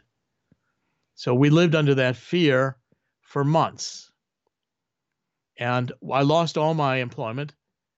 Zelensky released information from the grand jury, or the prosecutors did somehow or other. A reporter from Washington Post called me up and said, we hear from the prosecutors that you're being still paid by InfoWars and you're being paid hush money. So what? Well, I had an arrangement with David Gray, who was the father of Alex Jones, that he was continuing to pay me, even though I wasn't for InfoWars. Dr. Jones, Dr. David Jones, father of Alex Jones. I had quit writing for InfoWars in a dispute with Alex Jones. And Dr. Jones wanted me to stay on because I had been a counsel to him about how to handle Alex, as Alex was increasingly getting under legal problems for various things he said on air. And David Jones was quietly, I think Alex didn't even know, because David Jones was paying me out of his own accounts. Well, when this information was public, David Jones immediately canceled the contract. I had hoped that I emerged from all this and would be able to continue to help Alex Jones rebuild. I mean, Alex Jones, I thought, was one of the most, sometimes outrageous, but certainly most confrontative of anybody to the mainstream media, which had become a lapdog press for the Democratic Party. And I admired what Alex Jones wanted to do, and I wanted to help him. Well, immediately I lost that income. I lost all my consulting contracts. But it appeared to me that Zelensky was now going after my stepson, my family, looking at every aspect of my life and trying even to get, destroy my employment situation with Dr. David Jones. I had lost all my income, my monthly income, starting in November and continuing until still today. It was destructive. It was psychologically one of the most difficult experiences my wife and I have ever, the family have ever been through. My wife and I are still basically recovering from it. And I'm not sure I'll ever fully recover from it because finally, when Mueller was ended, they did not indict me, which I came to conclude meant the only way I would have gone to prison was if I was so frightened I took their plea deal to plead a crime that Mueller themselves knew they couldn't prove in court. Now, what kind of, again, only a criminal prosecutor forces you to take a plea deal when they know they couldn't prove a crime. Was it your understanding, Dr. Corsi, that in order to get no jail time with this proposed plea, that you would have to lie and implicate the president in Russian collusion? Yes. From your dealings with the special counsel? Yes, because when you read what they wrote, I'm reading that I lied about not having any contact with Assange, which means I'm admitting that I did have contact with Assange. I'm lying. It's written in such a way that, I'm doing this to protect Trump and to protect Stone, but I've lied that I didn't have a contact, and I tried to hide emails. I destroyed emails. They also said I destroyed emails in order to destroy evidence. Was it your understanding that they intended, before your plea ever was put before the court to be entered, to have you be a witness against the president and lie against the president? Well, I figured what they wanted me to do was to scare me into going to a judge and pleading that I did this one count. And then the minute I did that, they'd explained to David Gray that the consequences were that now I would be a witness. And that now, because I'd lied about not having any contact with Assange, they could show their proof that I had to have had contact with Assange. And if I continued to lie about it, I would only increase my penalties, and they would rescind their promise not to get any jail time. When we came back the second round, before we came back to Washington, Zelensky said to David Gray, "I'll give Corsi one more chance to stop lying." I said, "David, how can he say that? They all congratulated me in the first round after I went to the grand jury. They didn't think I was lying then. Since when did they conclude I had always lied?" And I realized that they never believed that I didn't have a contact with Assange. I think they must have thought Zelensky, David Gray one day in the second round, we're sitting in the interrogation room. We were looking at all these old emails. And Zelensky comes in and he said, "You won't find the contact Corsi had with Assange in his emails and phone messages. So don't look anymore." Zelensky left the room. I said, "David, how does he think we communicated? By smoke signals?" I mean, I guess they thought I had an in-person contact, maybe in Italy or something, and I was withholding the name. You are aware that Roger Stone has been indicted by the special counsel? Yes. That you're listed as material witness number 1 in that indictment? Yes. If you're called to testify through a subpoena, how will you testify?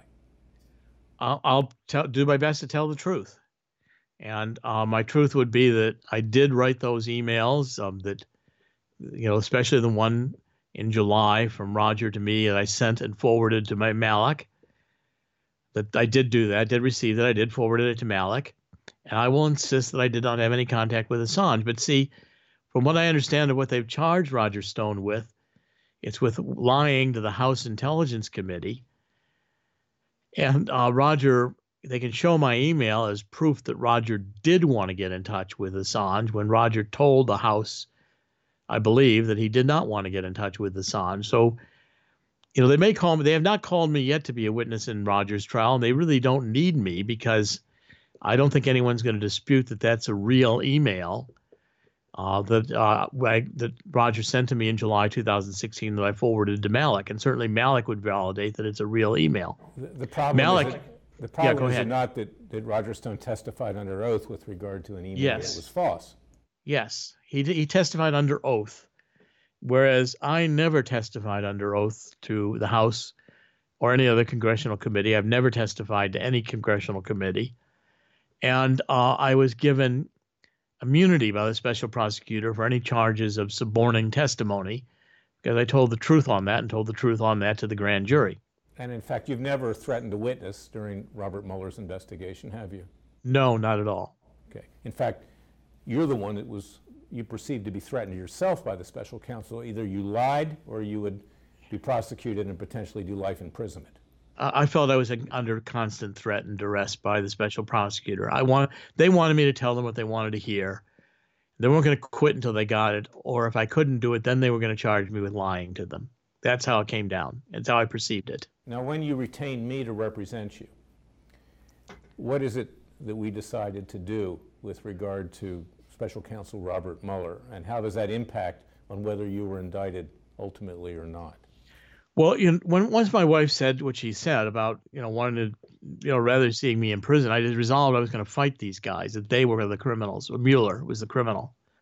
That's why I published the book. That's when I went on TV and radio and did everything I could with print media. I worked with all the reporters, ABC, NBC, New York Times, Washington Post, Wall Street Journal. I worked with them all. And with you, Larry, I wanted to strike back at them legally, and we decided that I wanted to file a federal case in federal civil court in Washington, D.C., district court, charging that Mueller had used prosecutorial misconduct in the techniques with which I was questioned, had me under surveillance because they seemed to know the content of my phone calls. So we know that Dr. Corsi told people from Italy what Assange had. Well, they must have been listening to the phone calls. And I believe I was under FISA court illegal electronic surveillance because I think the FISA court process was illegal. I think I've been under NSA surveillance since 2004 when I wrote Unfit for Command with John O'Neill, co-authored it. And I also wanted to charge that they were leaking information that they were developing with the grand jury. And one of the instances of this was what I discussed today, namely that this information about, that supposedly the continuing payments I was getting from Dr. David Jones were hush money to keep me silent about Roger Stone and how I'd connected him to Assange. That's what the Washington Post was onto, and the Washington Post told me they got that information from the prosecutors. Is it your opinion, based on your experience as an investigative journalist, and frankly, a target of an investigation, that but for our having pushed back against Robert Mueller, you would have been indicted? Yes, I expected fully, even after we filed the suit, to be indicted. But I think that the suit and the publicity of the suit was a major pushback that made Mueller decide not to prosecute me. I think we kind of cornered them into, this would have been looked at as harassment or retaliation for filing that suit. And I knew, because they'd allowed me to amend the testimony, that, and by the way, I released to the press, and various associates of mine got to Rudy Giuliani and to Jay Sekulow, the president's attorney, the information, in fact, the actual document that Mueller prepared for me to sign is the plea deal. I wasn't supposed to release that to anybody. But once I told them I was going to tell them to take a hike, I released it to everybody. Giuliani has talked on television about it. He's read the documents where they wanted me to lie. Giuliani's given repeated interviews about this, and he's right. And in fact, yes. The president actually sent out a tweet thanking you for what you did, correct? Well, the president had mentioned me by name, I think, in 3 tweets, and they were after I was on Fox Business with Trish Reagan, who was one of the first to really get me on television telling this story. And in fact, also another one of the leaks, as I think about it now, I think from the grand jury, or that what came out of the Mueller investigation was after I told them to take a hike, they released the information that I had a defense agreement with the president. Well, my attorney, David Gray at that time, early on, had been in touch with Jay Sekulow, the president's attorney, and we did enter into a defense agreement, which allowed us to share information with the White House, but it was never written down. We all decided not to memorialize it in an actual agreement, a handshake.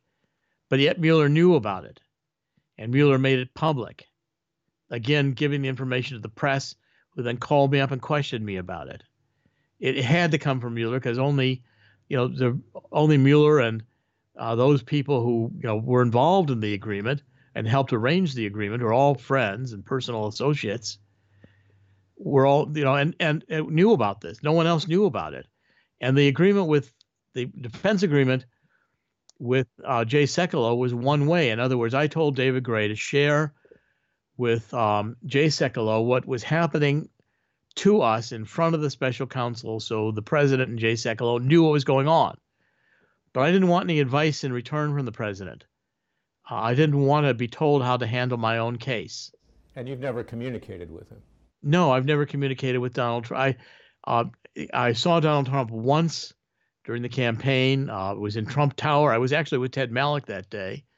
Donald Trump we were going to go up to see the campaign offices, and Trump was, so if you want to see Donald Trump, turn around. Donald Trump was coming to the elevator. Donald Trump pointed to me and Malloch, and he said, "There's trouble, these two guys, there's trouble." And he went up on the elevator. That's the only communication I had with Donald Trump through the entire campaign. I've known Donald Trump casually going back into the 80s when I had a career in financial services, and I was really a constant VIP guest in the Plaza Hotel when Donald Trump owned it, and he, as owner, was very cordial to me. But I've not had a deep relationship with Donald Trump. I've never had a personal meeting with him. I've never had a meal with him. We've never communicated except by phone or by email, and very, very rarely. Now, with regard to the ramifications, and nothing during the campaign, and nothing during the interrogation by the special prosecutor. No communication from him directly whatsoever, and I wasn't really interested in it. The emails supporting me came after I had rejected the plea deal. If you had pled guilty to felonies, or the tweets. I mean, the tweets. I never got any emails from Donald. The tweets. You're a citizen of New Jersey, are you not? Yes, correct. And the United States, obviously. Yes, correct. Is it your understanding if you had pled guilty to one count of perjury, as the special counsel wanted you to do, that you would have lost your right to vote? Yes, I would have probably lost my securities licenses and my insurance licenses. I would have been a federal felon for the rest of my life. Is your right to vote important to you? Yes, extremely. I vote in every election. Dr. Corsi, you've been smeared by the so-called fake news media, have you not? Yes. Okay. Endlessly. And you've been vilified for having written a book about Obama's birth certificate where you wrote that it was fraudulent. Correct. Has anyone ever been able to refute your findings that it was fraudulent? No, in fact, the only law enforcement investigation that was done by Sheriff Arpaio, the cold case posse headed by Michael Zulu, law enforcement officer. And they concluded in 2016, after years of studying the birth certificate that was released by the White House on April 27, 2011, that it was a computer printout that did not exist in 1961 when Barack Obama was born, and it was a forgery. In fact, I found in Hawaii the legitimate long-form birth certificate computer printout from which Obama's was forged. And I had accompanied Michael Zulu and the cold case posse to Hawaii when they were told, I believe in 2010, that Hawaii refused to show them as law enforcement officers any original 1961 birth records for Barack Obama. To my knowledge, no one outside the department, even if they exist, and I don't know that they exist, has ever seen original 1961 birth certificate records for Barack Obama. There was no computer printout in 1961, and that's the only document that we've seen on Obama's birth, and the law enforcement investigation, the only one conducted, has proved it was a forgery. And yet you were vilified by Aaron Zelinsky and Jeannie Rhee over your findings with regard to the birth certificate. I believe that that was the issue most in their minds when they were telling me I took fact here, fact there, and wove it into books which were lies. In 2011, the White House released the long-form birth certificate on April 27th, 2011, just before the publication of my book, Where's the Birth Certificate? And I'm quite confident the White House did that in order to upstage the book. Now, you're also attributed as having played a major role in the defeat of presidential candidate John Kerry, correct? Yes, because I co-authored with John O'Neill the Swiftboat book, Unfit for Command, Swiftboat Veterans Speak Out Against John Kerry, which became a #1 New York Times bestseller and was on the list as #1 for weeks, 2004. And I helped John O'Neill and Admiral Hoffman, who were the organizers of the Swiftboat Veterans for the Truth.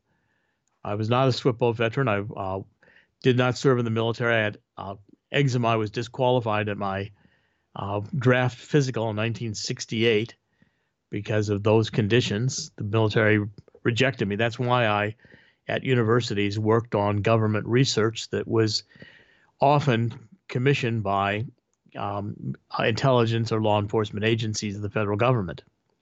I've never held a federal job, although I've never had a government job, although I did have top security clearance from the State Department in the early 1980s to assist them on work on terrorism, which I also did.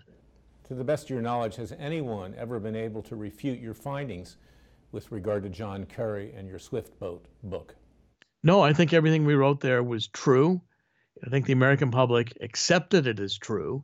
John O'Neill did a brilliant job handling the media. John asked me to allow him to do the television and radio appearances because I had not been in the military, but John O'Neill commanded Kerry's Swiftboat when Kerry left Vietnam. And so John O'Neill had firsthand experience of Vietnam where I did not. And I did a lot of work behind the scenes, organizing and working with the Swiftboat veterans in their media campaigns and producing the television commercials, which they did.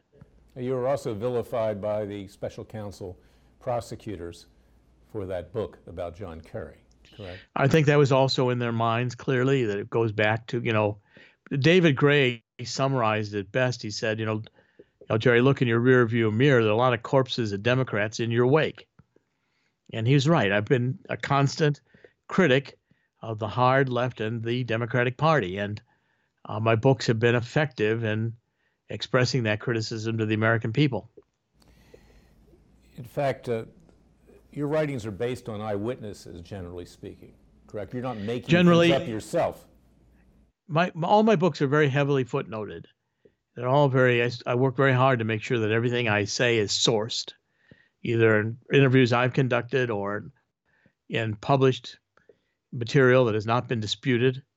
So my books are very highly documented, and I stand by their truthfulness. I have never had a suit in the 15 years I've been writing actively these 23 books and hundreds of articles published on the internet and in papers and editorials, most recently in the Washington Times, did 2 editorials on Mueller and his process and my experience. I've never been sued for libel or anything else. And in fact, you've written articles about President Obama's relationships with certain men in Chicago, correct? I went to Chicago and researched Obama and his connections in the gay community, where he was known as Bathhouse Barry, and published the allegations that there were many in the gay community in Chicago who validated that Obama was gay. And I wrote and I published that. And you've interviewed some of those people? I've interviewed some of those people. Correct. So that was based on their testimony, not yours. In fact, it was one of the people in Chicago who's a blogger who contacted me first and invited me to do the research and assisted me with the gay community in Chicago to validate his findings. And they were very, very detailed. My articles named bathhouses. I didn't name the people giving the information to protect their privacy, but I did in detail describe the nature of Barack Obama's experience in the gay community as reported to me by the gay community in Chicago. Is it fair to say that you're the type of a investigative journalist that will write things that can be perceived to be unpopular on the left? That's an understatement. Absolutely. Yes, absolutely. But that you will tread where other people will not because you want to tell the truth? Well, see, again, my religion, I think, is very strong, and I don't view my mission here as to be judged on earthly things. It's more of an eternal mission. And the standard which I'm living by is that, if God gives it to me to look at these things and see things, it's for a purpose, and that is to research them and write about them. That's the thing I'm best at doing. I'm the kind of kid who in grade school, they asked not to be in the choir because I couldn't carry a tune. They asked me not to play sports because I was terrible at them. But from the time I was very young, I wanted to write books. That's all I really ever wanted to do. I had no idea why. So based on your interactions with Special Counsel Mueller and his staff, is it your impression that you were made a target because of your beliefs? Yes. I believe that they told David Gray... writings, I might add, not just beliefs, but writings. Prosecutors initially told David Gray that I was a witness, not a target. But that was on the premise that they believed I would hand over the contact I had with Assange. And truthfully, if I'd had a contact with Assange, I would have handed it over. Because as I explained earlier, I was not trying to calculate outcomes. I was trying to tell the truth, which I found very hard to do because my memory was so terrible. And it's very hard to remember when they're sitting there, the special counsel sitting there with every phone call and every email that I had in 2016, and all my records in my computers and my cell phones and my email accounts. They ended up knowing more about me than I knew about me or remembered from 2016 and 2017. And I knew that was going to be a problem. But the point is, I became their target. They wanted to indict me because I didn't have and couldn't and wouldn't lie to give them a contact with Assange, which they were desperate to get, because without that contact, their entire collusion case fell apart. And they knew it, and I knew it. But if I'd had anything, if it had been true, I'd have told them it was true. It just wasn't true. Assange, by the way, even put out a statement since I rejected the plea deal, affirming that I had no contact with Assange or with WikiLeaks. So Assange has affirmed it as well. Is it your understanding that the purpose of these special prosecutors working under Robert Mueller was to, in effect, wage a coup d'etat with regard to the President of the United States? Yes, in fact, my next book is going to be entitled Coup d'etat. I'm writing it right now. I'm in the third chapter today. Can you elaborate more on that and how you came to that viewpoint that what they were trying to do was to overthrow the President of the United States? Well, first of all, I had lots of information I thought was very important if they really wanted to get to the truth of who stole the emails from the DNC, and they really wanted to get to the truth about Hillary's involvement with Russia or who was involved with colluding with Russia. I had lots of information on that, which was, I thought, very well sourced and valid, true. They didn't want to hear any of it. It was always me, Roger Stone, Assange, me, Roger Stone, Assange. It was like a toothache. They wouldn't stop on that over and over. That's all they wanted to know. And I felt like they had already convicted Donald Trump of treason. They're just now looking for the crime. And I was so critical. They spent 40 hours. I'm one of the people they spent the most time with in terms of special prosecutor time interrogating. And I said, you guys are frustrating me because, I'm trying my best and you're angry at me after 40 hours. And they said, well, Dr. Corsi, the only reason we spent 40 hours with you is we thought you were going to tell us the truth. Now, it wasn't just you that they were coercing and threatening, but as you alluded to briefly before, members of your family and your wife's family. Yeah, as soon as they decided that they were going to, they were investigating, I'm not sure when they started, but they were investigating everything about me. Everybody I was in contact with, even business associates, in 2016 and 2017, the FBI contacted and or went to see everybody without exception. And I've had affirmation continuing even to today of people that are just telling me that the FBI visited me. All my business associates cut my contracts because they didn't want to be investigated, because they knew that everybody associated me was being investigated by the FBI. They didn't want to be in that list. So they cut their contracts with me. I lost consulting contracts that were quite valuable to us. And also, my stepson was being investigated. I'm sure my tax records were being looked at. Everything I did in my life in that period of time was available and was being scrutinized. People I thought had no contact with anything to do with my writing or Assange or anything else were calling me up and saying the FBI had just come to see them. I mean, it was astounding to me. In fact, David Gray and I represented your stepson before the grand jury. That's correct. Now, with regard to you were never given Miranda rights by the special prosecutor, were you? When we started out, I had my attorney with me, and I don't recall that I was ever specifically read Miranda rights, although Zelensky had a preamble before we started. See, I handed over all these things. The interrogation first day started with me handing over the laptops, my cell phone, my backup devices, and signing the release. I had to sign for everything with the FBI, and they had to give me receipts for everything. And so that took us over an hour. And then Zelensky and Jeannie Rhee began with a preamble, which they thanked me for being cooperative, how much it meant to them, how pleased they were I had cooperated. And then they talked about if they constantly, almost at the beginning of every session, reminded me that if anything I said turned out not to be factual, that it would be a crime. And if I claimed to not remember in order to avoid answering a question that I did remember, that too was a crime. I asked David if they didn't have to keep reminding me of that because I knew that, but each session started with them threatening me.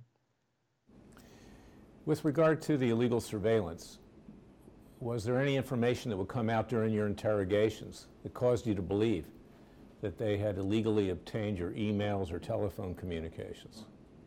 Well, yes, because they would tell David Gray in these sessions David had, and David would report to me afterwards that they say, even your phone calls, you seem to know what Assange had in July and August 2016, and you told people. So I concluded they were listening to my phone calls. And yeah, I'm sorry, I interrupted you.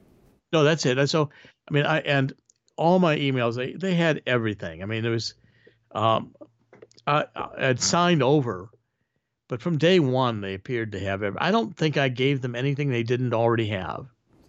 Are you aware of any warrants to third parties to be able to obtain your telephone records and emails or anything to that effect? Are you No, I'm not. Okay. No. I'm going to allow the grand jurors to ask you some questions if they have any. Any questions for Dr. Corsi? I have a question. Early on, you said that in the room there was anywhere from 6 to 9 people from the FBI, and then you talked about the three people, Zelensky and Ray and the other guy. When you say the 6 to 9, does that number include these 3 people, so that in fact there would be these 3 people all the time, plus 3 or plus up to 6? Well,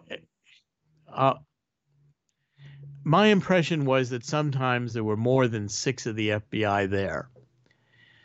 And I guess I say 6 to 9. When I think about it, it always felt like 9 and 6 FBI. And I thought sometimes the FBI had more than 6.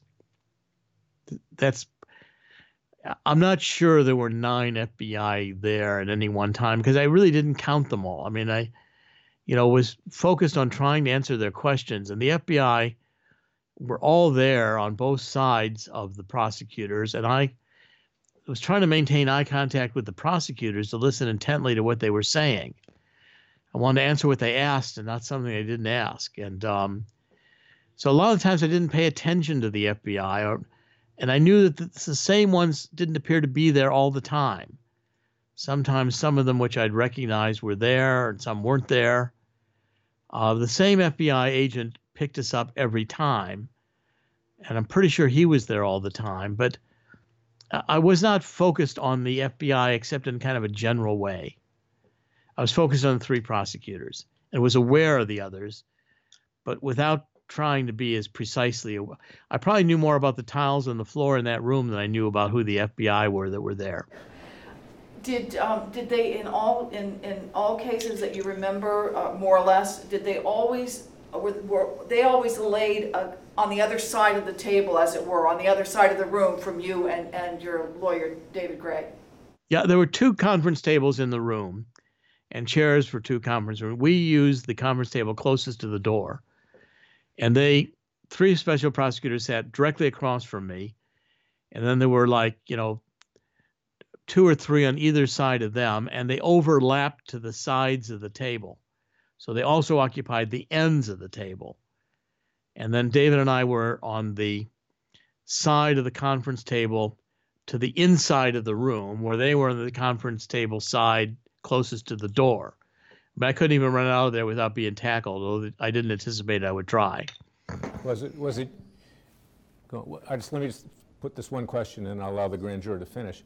The numbers of FBI, the numbers of prosecutors, did you feel intimidated and threatened by the numbers that were in the room? Oh, absolutely. I mean, I felt like we were outnumbered and outgunned. I knew they were watching all my body language, assessing all my answers. They were recording all my answers. They were sifting through them. Occasionally, one of the FBI would hand a note to the prosecutors. I'm sure the prosecutors debriefed the FBI after each session. I'm sure each of the FBI agents wrote up reports on the sessions. And I'm sure I believe that there were FBI watching us through that bubble in the ceiling in another room that I didn't know about. I believed when I was alone in that room, I was still under observation from another room. Of the FBI, we'll stay with that, and then I have another question.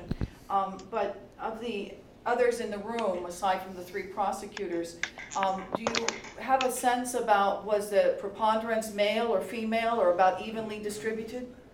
They're both male and female. I don't remember maybe about equal, or I'm not sure, but there were certainly some of the women there who were, even a couple of the people who accompanied the one agent to drive us to the interrogation room and take us back to the hotel. Occasionally, one of those agents one of the two would be a woman. There were women actively involved in the group. I mean, making small talk going to and from the interrogation room, I was sure everything I was saying was being recorded or would be reported in a 302 by the FBI. I got them all to tell me where they were from and talk about their lives, try to get some sense of who they were. I've kept their names and their identities confidential because I didn't feel it was right to expose the FBI. They were doing their job, and I didn't want to target anyone of the FBI. I thought that would be wrong. So I used pseudonyms when I described the FBI in my book, Silent No More. And they represented themselves as being, pretty average Americans. They were all younger, of course. They, grew up and went through school in the 70s and 80s. And one of them had been in Albuquerque. I've spent time in Albuquerque. I taught at the University of New Mexico for a while when I was doing some research for the federal government. The 10 years I spent in universities. So we could share quite a lot about Albuquerque. And we talk about sports. We sometimes talk about the prosecutors. And towards the end, the prosecutors had asked the two FBI agents to give us a pep talk and to just tell them the truth. All they want is the truth. And they went on that for 10 or 15 minutes. I listened very politely to the lecture, and I said, I wish that were easy to do, because I'm trying. But in the precision and drilling down in the micro detail that these agents wanted me to remember, it just wasn't possible to do. I couldn't remember exactly what people said or exactly what they said in response or exactly what I said in response. I couldn't remember what I was thinking. I didn't know what the other people were thinking. I pointed out to the FBI they couldn't ask me about what somebody else was thinking because I didn't know. I told them I didn't take the mind reading course when I went to Harvard. I should have done it. So would you say that they seemed fairly impartial in your interactions with the FBI versus the prosecutors? The FBI never showed their cards. They would never let you know what they thought. They were not there to be the front guys. They were there to be the backup team.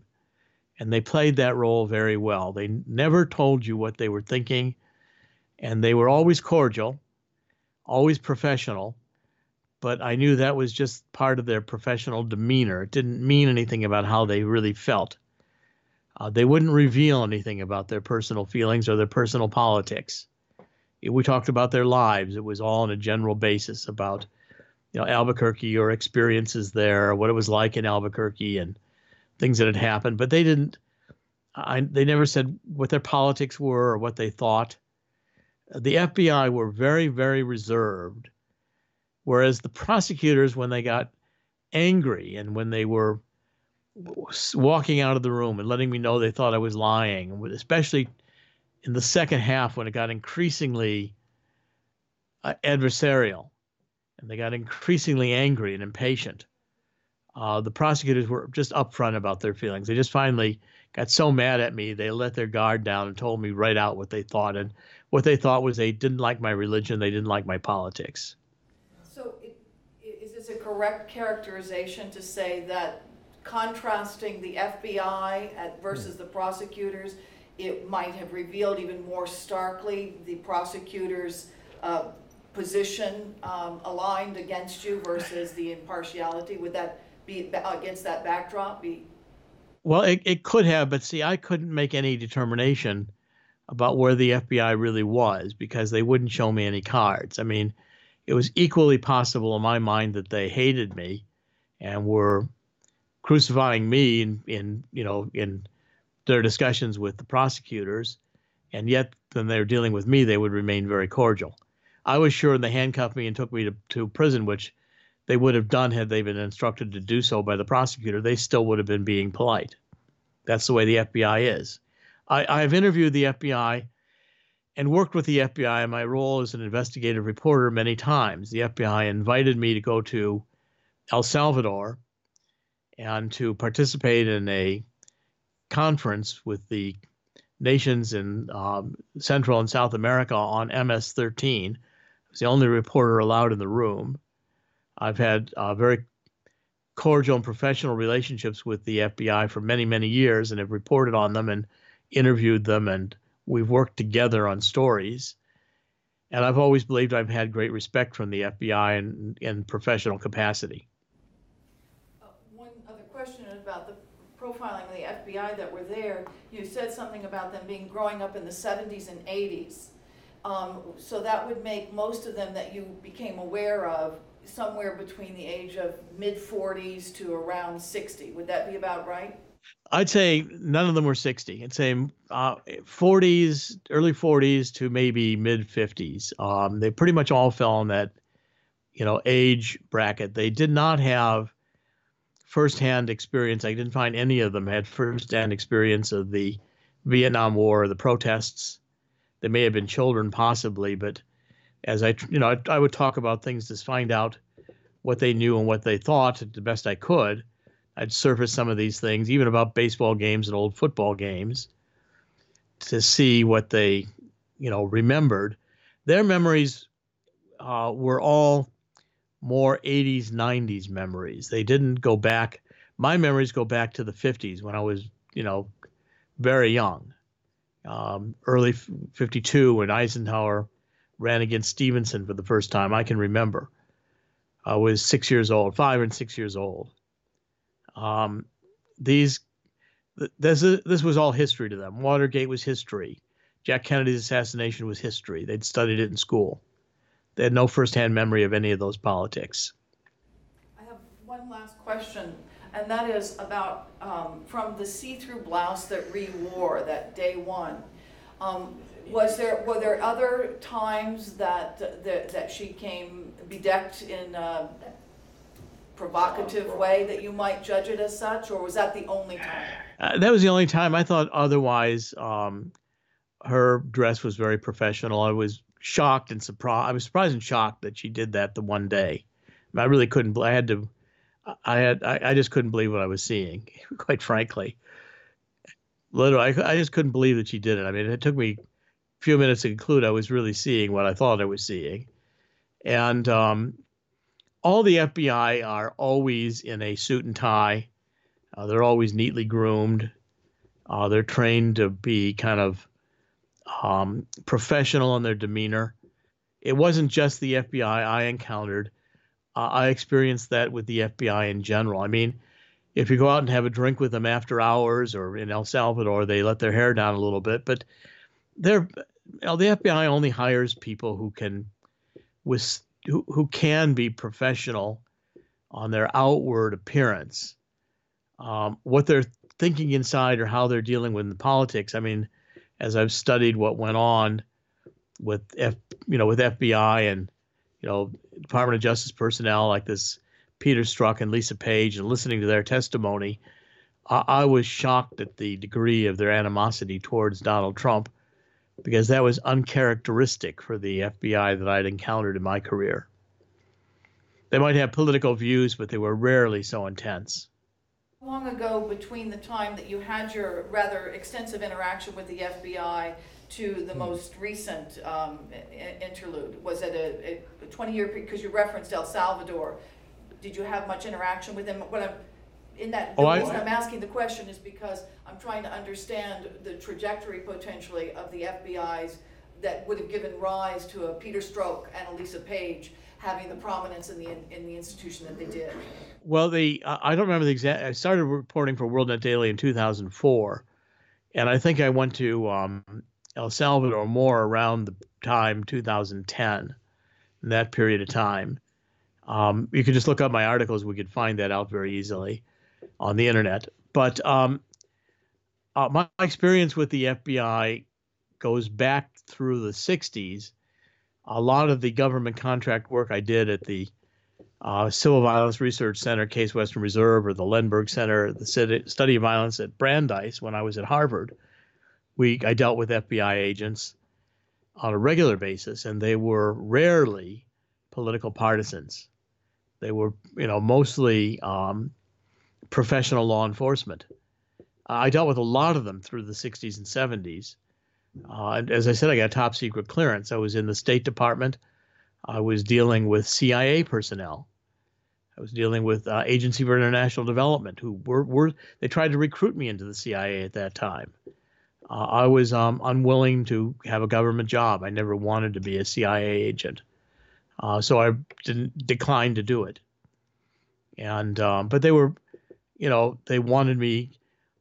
I was recruited in early 80s with a team of psychiatrists. I'd written an article and delivered a paper in the early 80s at the National Academy of Sciences. I developed a computer model that predicted the outcome of terrorist events, and governments and intelligence agencies all over the world were involved. They recruited me to be part of this team of psychiatrists. I was the only political scientist on the team. The psychiatrists wanted me to become a psychiatrist. I didn't want to do that either. But at any rate, I've had experience with the FBI going back into the 60s and continuing through as recent as 2010 or 2011. My final question for now occurs, would you name your publishers, and would you name your editors at those publishers? Yeah, my publisher is Anthony Ziccardi, Ziccardi. He has Post Hill Press. He owns that.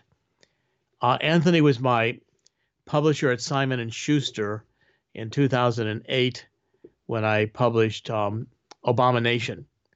And I published 5 or 6 books with maybe 3 or 4 with Ziccardi at Simon & Schuster. He left and created this Post Hill Press. I don't know who he had as editors. Often I don't know who the editors are.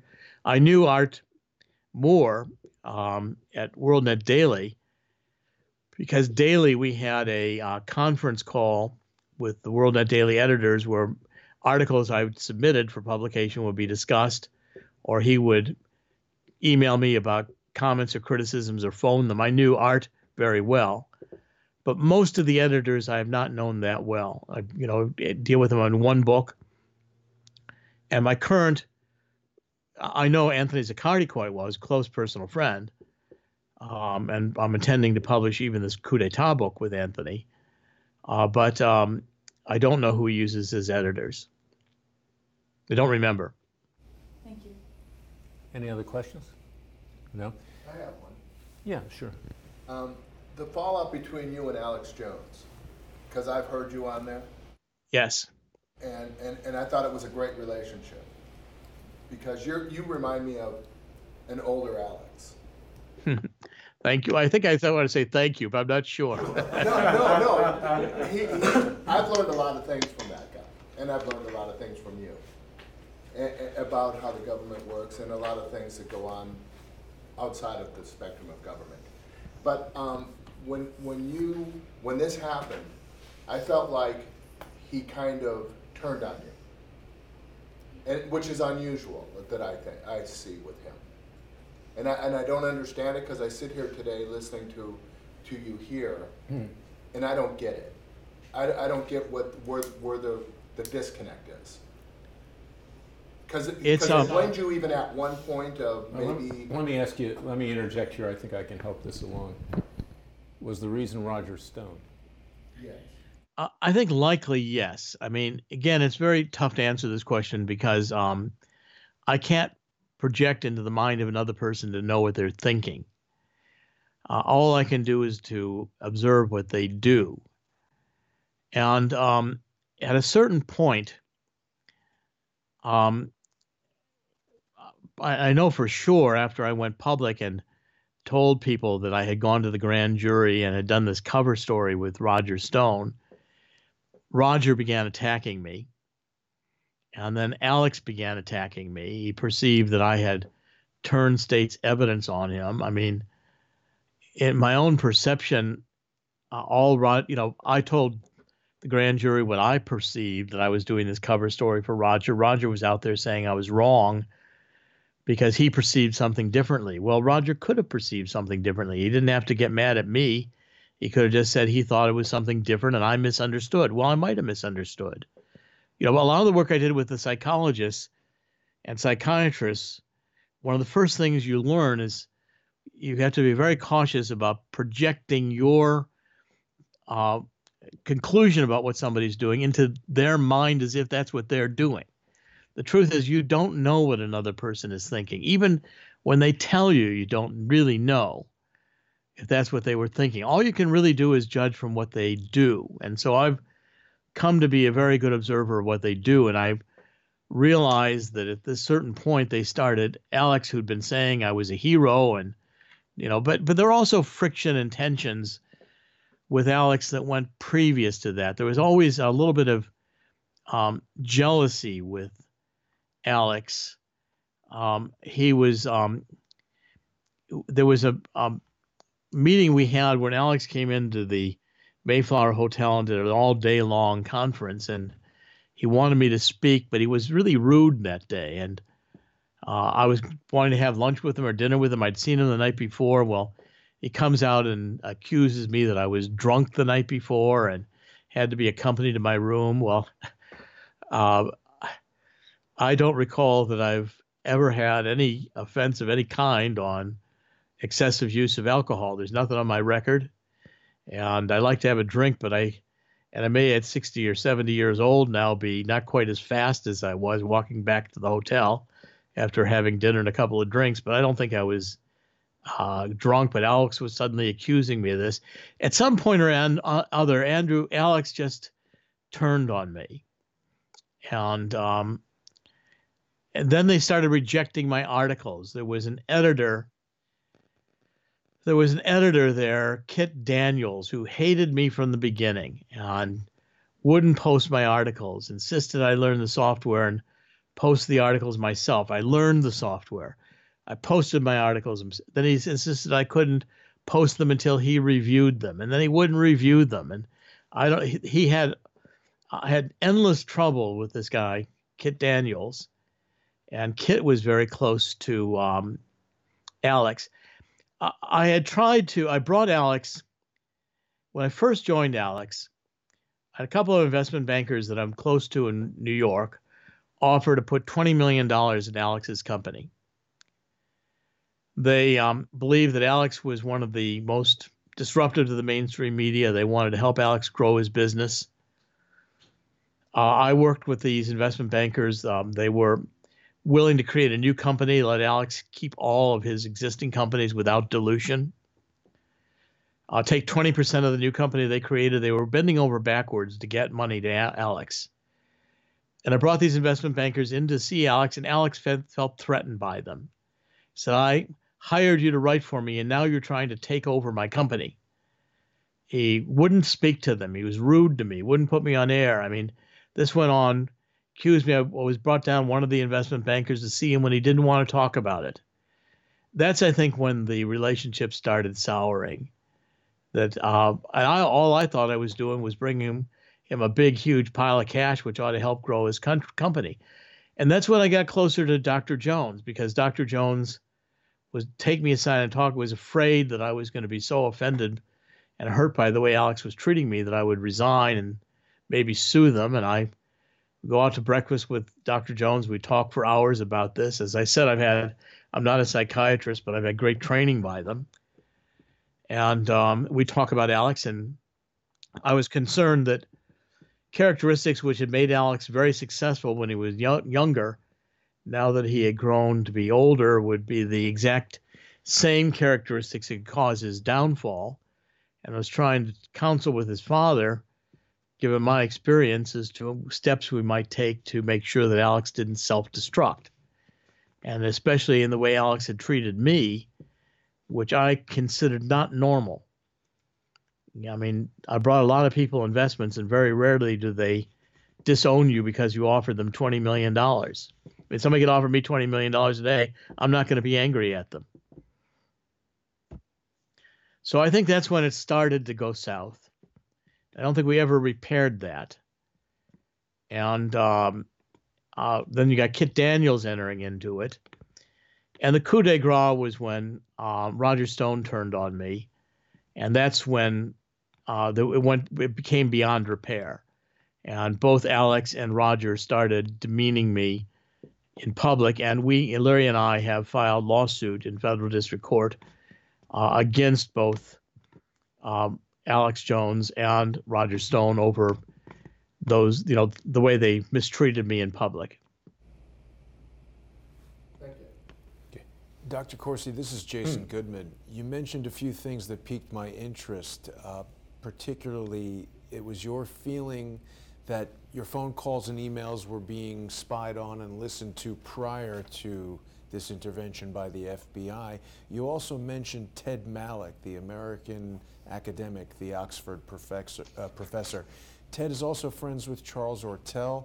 Ted made an appearance on Sunday with Charles, and during that appearance we spoke about how Ted had been detained by the FBI at an airport, which to my recollection was prior to them coming to you. Is that correct? Yeah, first of all, I think I introduced Ted Malloch to Charles Ortel. I worked with Charles Ortel, who is a very well-known financial analyst in New York, who I've known maybe for 10 years, since 2008, going on to 11 years now. And Charles, I highly respect, and he was the one who brought to me first, maybe 5 years ago, maybe 6, he said that I ever looked at the Clinton Foundation financial reporting, because he'd come to the conclusion it was a criminal scam, and he's the one, Charles, who got me interested in the Clinton Foundation. Ted Malloch, who I've not spoken to really since I was subpoenaed on August 28th, 2018. Ted and I had been close. And Ted, when he flew in for a holiday, 2018, prior to me being subpoenaed, I think it must have been Easter. Maybe I don't remember precisely which holiday. He landed at Logan, and the police I'm sorry, the FBI met him at the airplane and detained him, separated him from his wife, and questioned him for hours and took his cell phone. Now, when they were going to his wife's family home for the holiday, and Ted called me the next morning from a phone I didn't recognize, phone number I didn't recognize on my cell phone.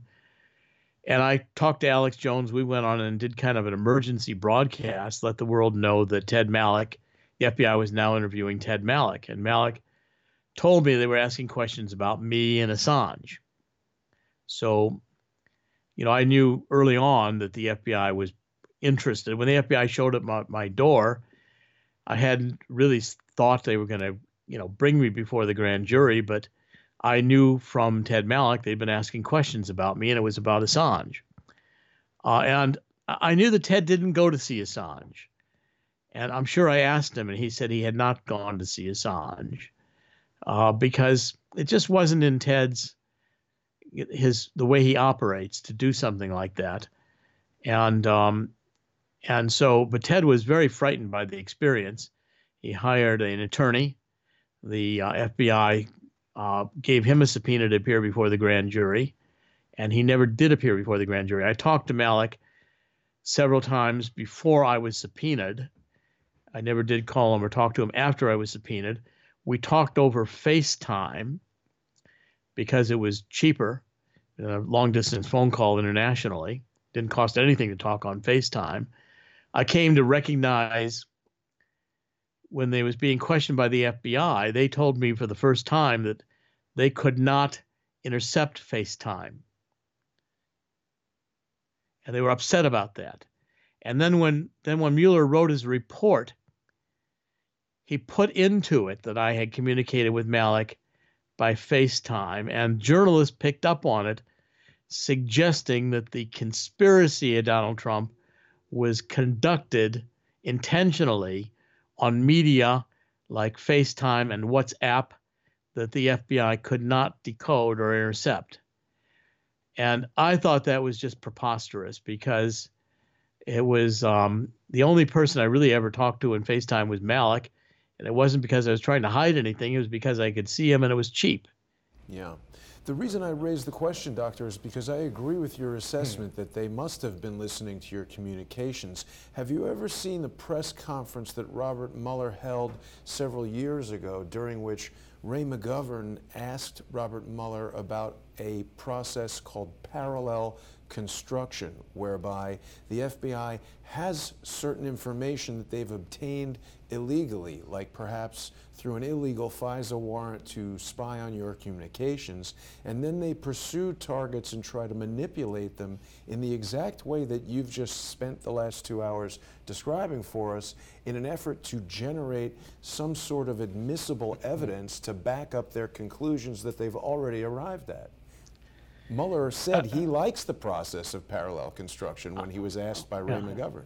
I did not hear that press conference, and I was unaware of it. And actually, what you're presenting to me is new to me. I hadn't thought about this or was aware of it, but it's very interesting. But to answer your question specifically, I did not hear that press conference. Well, it's something I'll bring to Larry's attention. And just one last point on the FaceTime issue.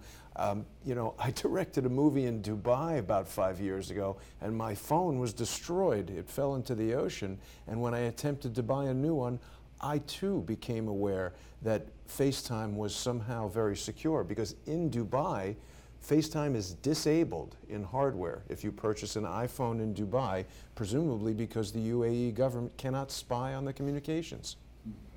Yeah, I was very surprised when the FBI explained that to us, and they made a big point. I mean, not the FBI, the special prosecutor made the point that they could not penetrate or decode or listen to, intercept FaceTime. And they asked me if I was aware of that. I said, no, I could. I said, you got to be kidding me that you can't. I mean, I couldn't believe that they couldn't go to FaceTime, and I think it's owned by YouTube or someone. Apple, and couldn't go to Apple and say, help us decode this thing. I mean, why wouldn't, Apple, I couldn't believe Apple had kept that. It was a shock to me when and I learned of it. They couldn't decode it first when the special prosecutors told me that was the case. Well, you obviously don't believe that that's the case, do you? I mean, if that's the case, we're in a lot of trouble. I don't. What I've come to the conclusion, I mean, I can't prove this, but from the questions I was asked, I thought the special prosecutor and the FBI knew everything before they asked me. And they knew everything about me before they brought me in, that they had spent literally millions of dollars investigating me and doing it in a way to ask people not to tell me or to keep it quiet, but that they had been, I got little hints of it. Like when Malik told me that the FBI, when they detained him at Logan Airport, had asked about me. But I didn't take it all that seriously because I knew what they had to be looking for was a link to Assange, and I knew I hadn't contacted Assange.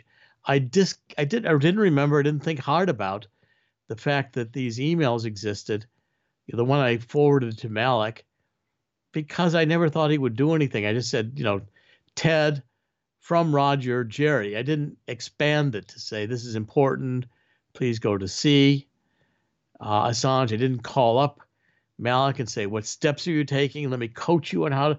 I just sent that. Roger wanted somebody go to see Assange. I sent it to Malik and forgot about it because A, I didn't think Malik would do it, and B, I thought it would be a waste of time. Well, you are aware the lawsuit that I brought on your behalf deals with violation of the Fourth Amendment with Yes. regard to your First Amendment rights and your Fourth Amendment rights that we sued under Section 702 of the Foreign Intelligence Surveillance Act and the Freedom Act, USA Freedom Act, and that this derives from the revelations of Edward Snowden that the U.S. government does mass surveillance and can trap emails going back, or keeps emails back 5 years, all telephone communications, every other kind of communication. So is it not true, is it not your view based upon your knowledge of what the intelligence agencies and the FBI has done, that in fact the government had everything on you, everything on everybody to begin with, and that it was obtained illegally? Everything except that one FaceTime call. Yeah. I think I was under government scrutiny starting in 2004. I think the IRS examination was done as harassment and was intense and detailed. The IRS sent someone to my door, and I said to the person, you can't come in. We're not going to talk to you. I'll have my attorney contact you right away. Go away. And got all the information and had my accountants and attorneys deal with it. I get harassed on the census. Last census, I didn't want to answer. I refused to answer the census. They sent someone to the house again, knocking on the door, demanding that we answer the census. They wanted us to do the long form and give them all the information. I'm sure I've been under scrutiny since 2004. I'm sure that when the 2016 approval for FISA court surveillance of the Trump campaign went into effect, I was in the net because I was talking to Roger Stone, and Stone would have been talking to others who were talking to Carter Page. And the way they do the FISA electronic surveillance is I get caught in the web, and then they begin targeting me as collateral and surveilling all of my phone and electronic messages, in computer as well, cell phone as well, because I become collaterally interesting as a target to them in the FISA investigation. So based on your experience, Dr. Corsi, is it your view that in fact the Special Prosecutor Robert Mueller had everything about you before he even started? They knew the truth, they knew the falsity, they knew anything that was involved because of this mass surveillance, and that you were caught in this web? Yes. And I also think I'm still under surveillance. I don't think they've ever stopped. And in fact, you called me a couple times and said there were black SUVs outside of your house. Is that correct? Yeah, and we tracked down some of those people, and they gave us very spurious explanations of who they were and what they were doing. And then they disappeared. And after my stepson and my wife tracked down and followed, they were outside my stepson's house too. We followed some of those cars. We caught up with them. One person said he was doing some survey for a utility, and bogus explanations, and they disappeared after we caught them and questioned them. But for weeks, there were people in cars following us and surveilling us after I refused to do the plea deal and before Mueller was finished. And after you refused to lie under oath for them. After I refused to lie under oath for them, yes. The key thing was, my own mind, I had rehearsed, I thought of myself standing in front of a federal judge and putting my hand on the Bible and swearing to what they had written out for me to swear in this one plea that was already composed by the special counsel for me to plead to without me altering a word of it. And I would rehearse doing that. I get to the middle of it, I'd say to the judge, my mind, I'd say, Judge, this is all nonsense. I don't believe any of this. I didn't do it. But I was thinking I was going to have to do this in order to keep the family together and not to be charged with all the crimes they were suggesting they were going to charge me with if I refused the plea deal. One of the reasons I was having trouble doing, thinking that I could go ahead with this was because I couldn't get through my mind in the rehearsal of how I would actually swear to this plea deal before a federal judge the way they wanted me to. Then when Monica said what she did and let me know that despite the fact that we may lose everything and I may go to jail, she was willing to take those consequences, but she didn't want me to lie. Then I just immediately decided, well, I'm finished with that. I'm not gonna, how could I lie to a federal judge when I considered it something that would be an offense against God and Jesus Christ, and I just couldn't do it.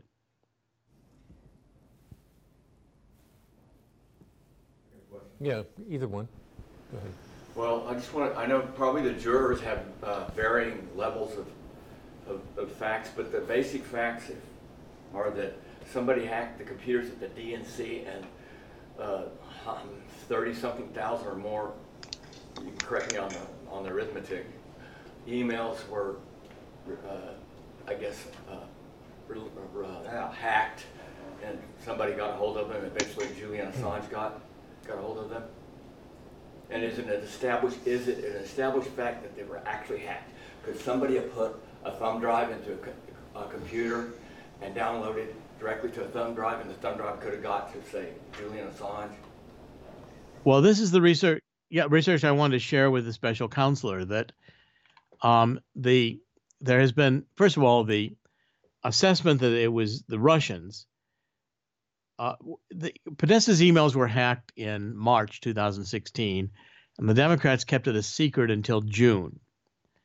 In that period, they hired a company called CrowdStrike, which is a cybersecurity firm that was created and funded by Eric Schmidt of Google. The CrowdStrike works for Democrats, and Eric Schmidt was serving as Hillary Clinton's IT coordinator for her outreach effort, Get Out the Vote. And when the CrowdStrike reported that the Russians had stolen the emails, it was because there was metadata they said they discovered on this Cozy Bear and Fuzzy Bear that was all Russia hack email signatures. And that's what was used by Brennan and Clapper and the intelligence community as the basis for their joint intelligence assessment that the Russians stole the emails. Now, the problems are, number one, the DNC never turned over the email server from the DNC to the FBI or to anyone else for independent analysis. Number two, a group of experts, including a group of former NSA, published in The Nation, which is hardly a hard left publication, that their analysis was of the metadata that the emails were stolen with a thumb drive and it was an internal operation. Now, I met the gentleman whose wife was the editor of The Nation that published that article, and they are leftist supporters of Hillary Clinton living in New York City, and they got a lot of grief for publishing that article. I also had an informant And of course, the FBI had all this material, my emails. I made sure they saw it from an informant who had been divorced from an NSA agent. And she gave me very, very good information as to how the Democrats set up their email server, including the Colorado Mafia that put together the email server for Hillary Clinton and operated it in her home. And then later took it to the Platte River Group in Colorado when it came under scrutiny. And there were two systems the Democrats used. One was the NGP van system, and the other was the email server system. Now, the email server system, and Podesta also used his Gmail account, but anything going through the DNC email server had all the campaign information and all their communications about the campaign tactics, all their discussions among each other as campaign officials and the DNC officials. But the NGP van system had in it only campaign opposition research, schedules, donor data, and voter data. This Gusever 2.0, who also the special prosecutor in the intelligence assessment thinks stole Podesta's emails, only hacked into the NGP van system. And I know that because I saw everything they published. Now, Gusever 2.0 did offer this data to Assange, and they even put it into a Dropbox where Assange could pick it up. But Assange didn't want it because that data was worthless. It was boring. It was uninteresting. It was the data, by the way, there was a breach in the NGP van system that occurred in 2016 when the Bernie Sanders people got to see the Hillary Clinton voter data. And I even interviewed some of the DNC computer guys around that breach. And they said that system had nothing in it about the DNC emails, that was the system Gusever 2 hacked. And I think that the Intelligence Committee assessment was completely wrong because Julian Assange also hacked into the CIA and published one of his vaults on the CIA, which showed the CIA can hack into a database and make it look like the Russians. They can put the Cozy Bear and Fuzzy Bear metadata there. So I think it was an internal job. And Julian Assange has said it was an internal job repeatedly, including in the interviews he gave after July 22nd. I tried to bring this to the attention of the special counselor during my 40 hours interrogation. They were absolutely uninterested in anything I had to say. They didn't want to hear it. They shut me down. They stopped me. So Dr. Corsi, we're not interested.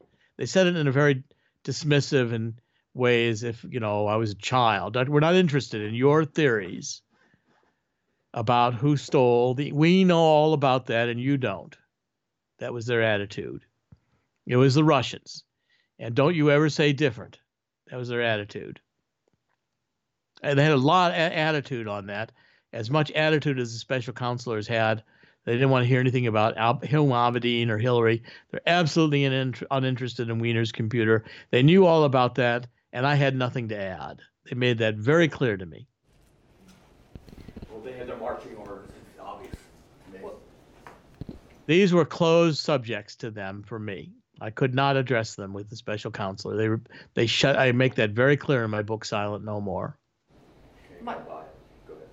My question has to do with the level of fear that you have experienced. There are 6 moments in time that I'm asking about, and if you could, by giving it a scale of 1 to 5, 5 being the most fearful that you could be, and 1 being not at all. If you could characterize these 6 different moments in time, your level of fear. You must have gone to the Jeannie Rhee School. I mean, I'm trying to remember all these, and I'll do my best. But I jotted down the levels that I'm Okay. I'm interested in. So the very first one is the level of fear you felt on a scale of 1 to 5 when the FBI knocked at your door the first time. Well, probably about 3. I mean, I was afraid, but I knew I hadn't talked to Assange, and I thought this wouldn't be too difficult. But I still didn't like it, and was, my wife didn't like it. It was going to be very expensive, and I didn't know how it was going to come out. So then the next one is the beginning, the very first day that you appeared when she wore the revealing blouse and so forth, on that very first day, scale of 1 to 5, the level of fear. That occurred about the third session when we went to the grand jury. The first day, I was at 6 when they threw me out and said they were going to throw me in prison and sent me home to review my emails. I was at 6 at that day. Off the scale. The next one was the second session that you went back after reviewing your emails. What level of fear were you experiencing? Oh, probably 5. I knew it was going to be a disaster, and I was really getting increasingly concerned that we weren't going to get through this. Maybe a 4, but certainly in that range. The next one is the conclusion of it all, but this is before you had any sense about your epiphany, which is the next level, about lying or not lying. So when you were all done and you thought, I think I'm going home before Thanksgiving, I think I'm going home and not having to testify again, what level of fear? Was it relief overcoming you or level of fear? It's still about 3 because I was still, they didn't say they were finished. And when we left after the grand jury, they congratulated me. Then they pulled David aside and they said to David Gray, we might yet want him back about Assange and who he contacted. So I left that day knowing praying I was finished, but thinking I probably wasn't. And then the next one was the morning that you basically had the epiphany, and before your wife even said to you, sweetheart, I see you in jail more than you, I'd rather do that than watch the man I love lie. So that morning, before you even had that, she said that to you, what level of fear were you experiencing? Well, I think it was 6 from then on, because I thought any day they could show up. I mean, I'm still afraid of this. And that was my next question is, today, your level of fear on a scale of 1 to 5, what is your level of fear? My wife, Monica, did not want me to do this interview today because I was going to be too public again. She wants me to quit. She says, if you keep going, they'll be back at the door.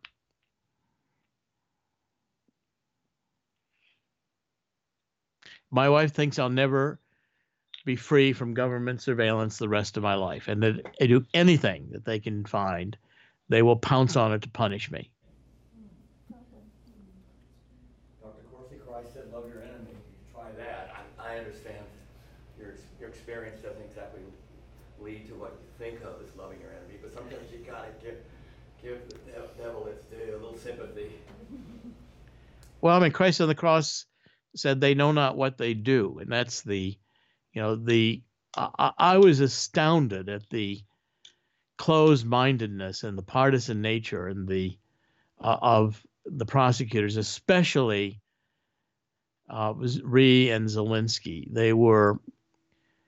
They just, especially as it went along, they made it clear they hated me.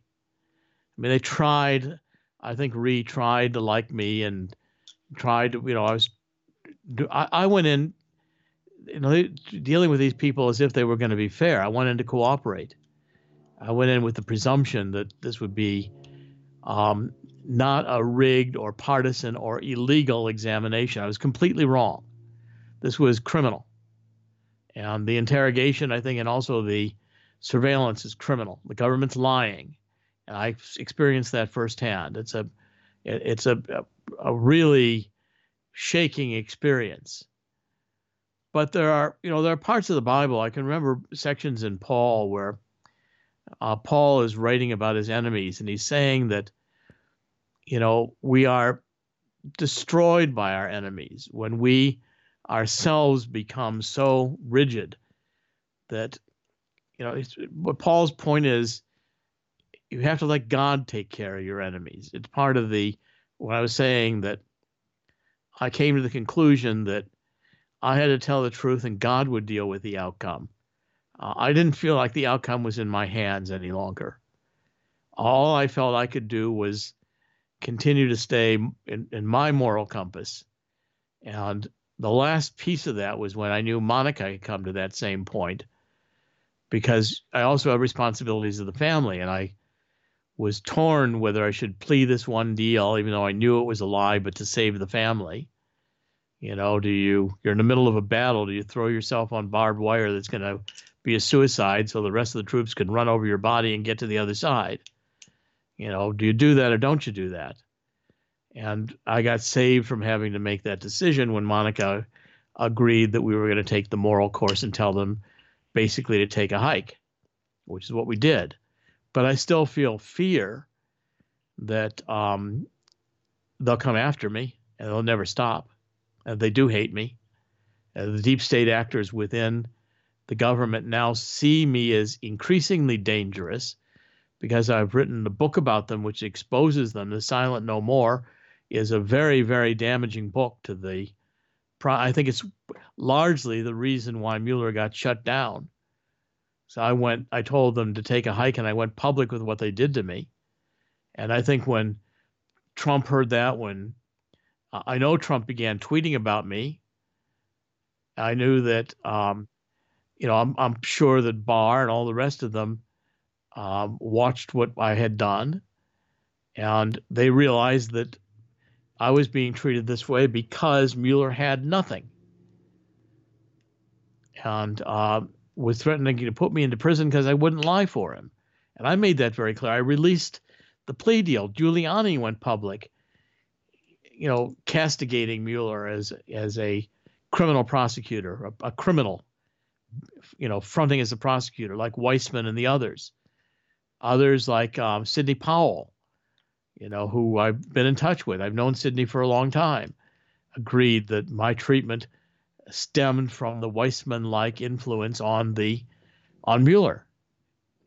And so I don't think that'll ever stop with the deep state. I think now I'm one of their enemies, number one, and they'll do everything they can. Yet today, I think my wife is largely right. I'm again going public despite the fear. But is it your view, Dr. Corsi, based on your entire experience in this entire affair, that you have to push back, you have to stand up to the bullies, you cannot let them run you over, and that perhaps the president should have been more aggressive too, and maybe it wouldn't have gone on so long? Well, I mean, I don't try to make a judgment about what anybody else should have done, including General Flynn. I get asked that about should General Flynn have resisted when I think prosecutors went after his son like they went after my stepson. And all I can tell you is that I made the decision, first and foremost, not on any tactical issues, but on the fact that I could not do otherwise morally. It was a moral decision that I made as to how I proceeded. And secondly, if I do think about it tactically, I think it was the only way I didn't get indicted was because I went public. I wrote a book on it. And Larry, and as my counsel, you filed the federal district court, the suit, which I intend to take to the Supreme Court. I think is a suit that ought to break the back. I think what I did broke the back of Mueller. And I believe that this lawsuit will break the back of the FISA court and the NSA crimes that are being committed in this country. I want to thank you, Dr. Corsi, for your heroism and your patriotism and testifying here today in front of the Citizens Grand Jury. And they're going to be deliberating. It's no secret that I am, as special prosecutor, seeking the indictment of Robert Mueller today. If you can possibly be available, if there are any further questions, I don't know that there will be, but they're going to be deliberating in a short period of time. I would like to add one last thing, and that is I jotted down, truth is the refuge. And I appreciate your stand on that from the moral perspective that you have. I appreciate that very much. Well, I'm 72 years old. I've never committed a crime. I won't say I've never done anything wrong. I'm a human being, and I've sinned as like everyone else in the face of the earth. But I resolved to live a moral life, and I'll be happy to be available if there's any additional questions. Thank you, Dr. Corsi. Thank you, Doctor. Thank you. Thank you for your service to the country. Thank you very much. Bye-bye. Okay, let's do this. Let's take lunch, right? And then we're going to have more testimony. Interesting, huh? All right, we're back. We took our lunch break. You just heard the testimony of Dr. Jerome Corsi. We now are going to have the testimony of Jason Goodman. Jason worked with me with regard to going through documents which Freedom Watch had obtained concerning alleged leaks of Special Counsel Robert Mueller, grand jury leaks. That was the Freedom of Information Act request. It was in front of Judge Emmett Sullivan. And when I obtained those documents, I asked Jason and his colleagues to go through them to see if there was evidence, either circumstantial or direct, and we've of course defined the similarities and differences of the two types of evidence of leaks from the grand jury. So I asked Jason, who's very good in terms of investigation and also expressing himself, to let the grand jury know what you found. Yeah, thank you, Larry. So I run a show on YouTube called Crowdsource the Truth, and I created that program because I felt that the mainstream news and just the mainstream narrative coming from the government was not serving us, the people of the United States. And the purpose of Crowdsource the Truth is to put out information to viewers and create a sort of an interactive news program, an interactive investigation, interactive investigative journalism. Now, of course, Freedom Watch USA is a small group that Larry leads, doesn't have nearly the amount of resources of the Justice Department or even the Special Counsel's Office. And something I've learned in the short time that I've known Larry is that the game of law is as much a game of strategy as it is a game of rules. And it seems that part of the strategy being employed by Robert Mueller's office was to overwhelm Freedom Watch with so much material that it would be virtually impossible for their team to go through. And I'll give you an example. People may see here, I've got a directory open on the screen here that shows just some of the documents that were revealed. We've got a list here of PDF documents, some of which are several megabytes in size, and that was just the initial release. So we got this, and this was what the Special Counsel's Office wanted to be the total production in terms of documents to Larry. Let me just add here, I'll interject, is that when I was a young Justice Department lawyer, I was bright-eyed and bushy-tailed, and I would volunteer for a lot of different things. And the Assistant Attorney General of the Antitrust Division, Sandy Litvak, would hold these seminars for any lawyers that wanted to go at 7:30 a.m., which is not that early, but for Washington people, that's kind of early. In Washington, D.C., you can't even get a cup of coffee till 8 o'clock. It's not exactly a working class town. But anyway, I would go to these seminars, and he was a very prominent antitrust lawyer at Donovan Leisure, a New York law firm, and he would teach us private techniques to use as government lawyers, which I didn't necessarily agree with. But one of them is that if you had a damning document, produce a whole bunch of documents, reams of documents, and bury it in the middle. Right? This is the head of the Antitrust Division that's teaching us this. So this is similar to what Jason is saying. And it seems quite clear that these techniques are being utilized all the time. So if someone is the target of a government investigation, even if that someone is the president, they're going to overwhelm their opposition with information, and it's very difficult to get through. As we open just one of these documents, I want to point out a few things to you. First of all, this document is many, many pages. I don't know if people can see there on the left as I scroll through dozens. Some of these documents are hundreds of pages long. And of course, if you wanted to search for particular items of interest, I think everyone knows from using Google, it's very easy. You type in a text query, it searches the internet, which has millions of pages of documents, brings you back exactly what you're looking for in seconds. Now, these documents are all emails. So emails, as we know, are all made up of text. However, what I'm looking at here is a picture of an email. Normally, when you zoom in on a piece of text on a computer, it remains very sharp as you zoom in. But because we have a bitmap scan, a graphic, not actual text information, I cannot select the individual letters, and I cannot search for words in here. There's no way to search for Corsi. There's no way to search for Wall Street Journal, Shane Harris, Washington Post, none of that. You literally have to go through every document and you have to read them. Humans need to ingest this and then do basically an intelligence assessment on these documents. You need an analyst, right?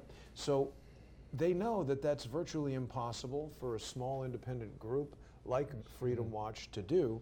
And so what I've done with Crowdsource the Truth is we have engaged the audience of Crowdsource the Truth to be part of the team. And what we did is we put this out to our audience. This application that we're looking at right here is a chat application called Discord.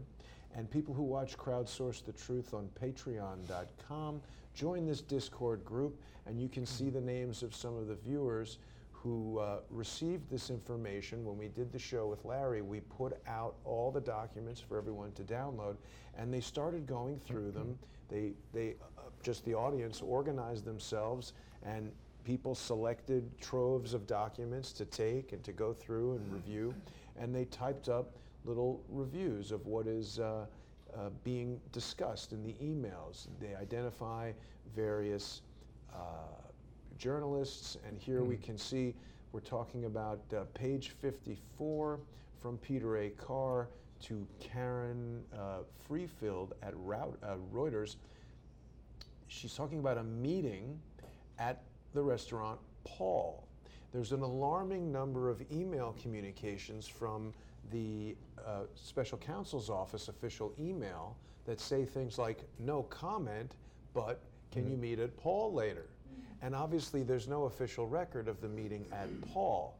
So it was quite obvious that the frequency with which certain journalists were being met with in private and spoken to outside of these very FOIA-able communication mechanisms, it was very suggestive of leaks happening. And when you put together the pieces, which the viewers on Crowdsource the Truth did, this is an extremely long chat thread. You can see this went on for many weeks, and people went through all of these different documents. You can see Margot and someone called Dissenter are going through here and just earmarking all of the different interesting communications between the various people in the special counsel's office and these journalists.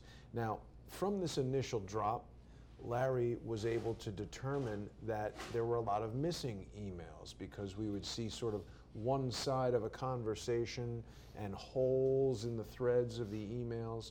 And so by going through this, what we essentially did was we helped Larry and his team to find some of those documents that were slid into the middle of the stack.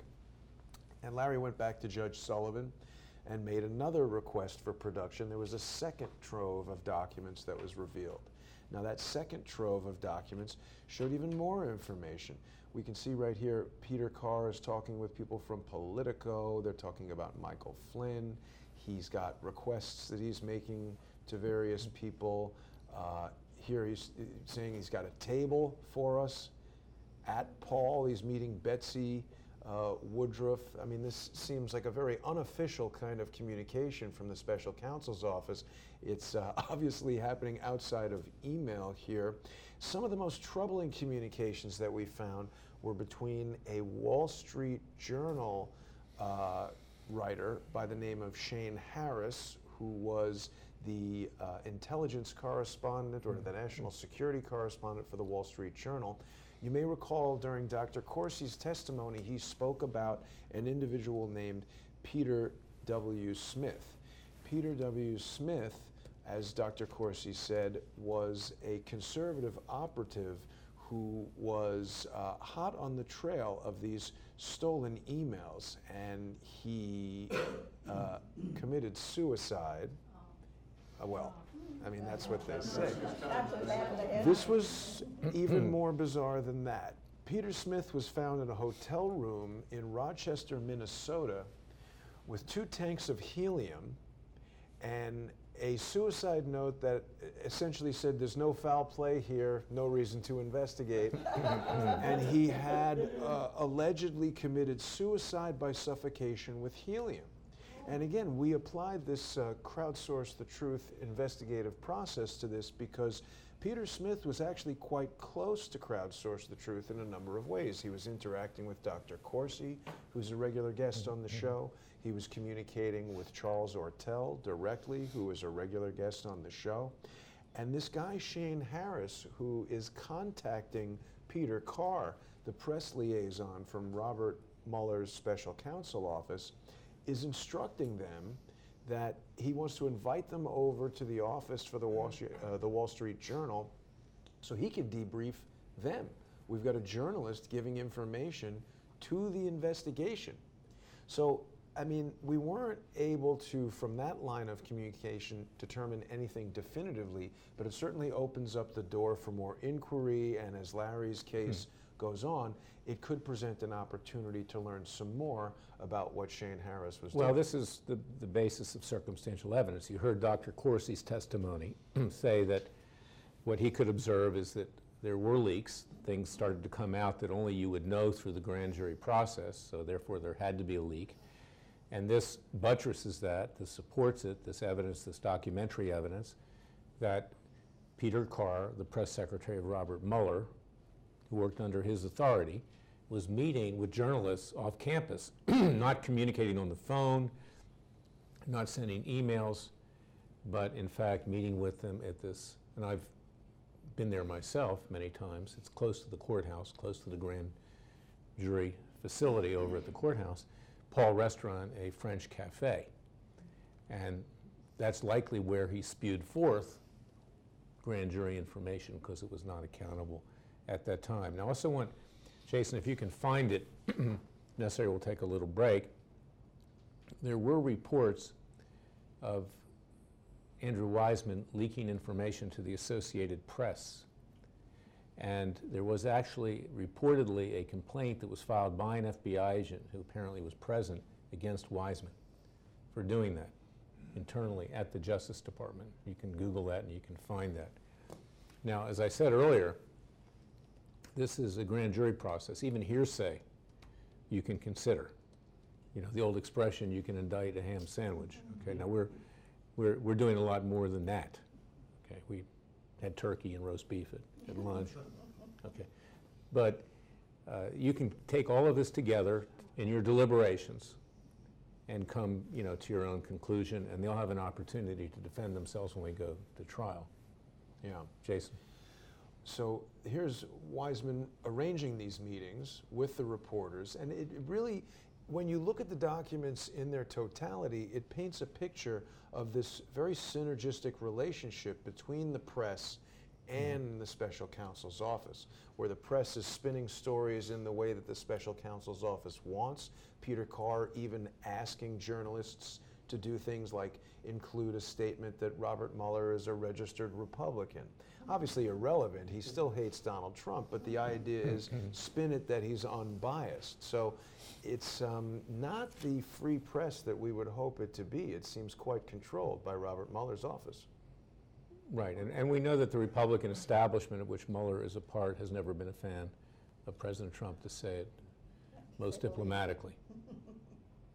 The Democrats stick it in the front, the Republican establishment puts the knife in the back. In the last week or so, there's been a lot of stuff I've seen online anyway about some person who's been essentially outed for doing this by Horowitz and that thing, and nobody's been able to get out the name. Are you aware of that? For story leaking? Going on? Pardon? For leaking? Yes, for leaking. Apparently Horowitz is looking into a lot of the leaking stuff, and I think I read it on Breitbart somewhere where somebody they've got cornered essentially that has been leaking, and they can prove it. They just haven't released the name. I was just curious if anybody knew the name of the person. Whether it was Right. Weissman. It could be Wiseman. That would be interesting. Here you go, high ranking, that's it, right? Yeah.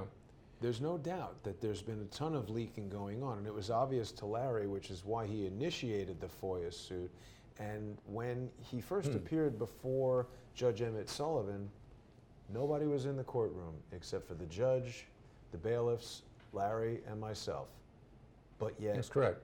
here is an issue that's happening that is such a crucial part of this attempted coup to overthrow the rightfully elected president, and no one's even there to pay attention. You've heard a lot about Judge Emmett Sullivan.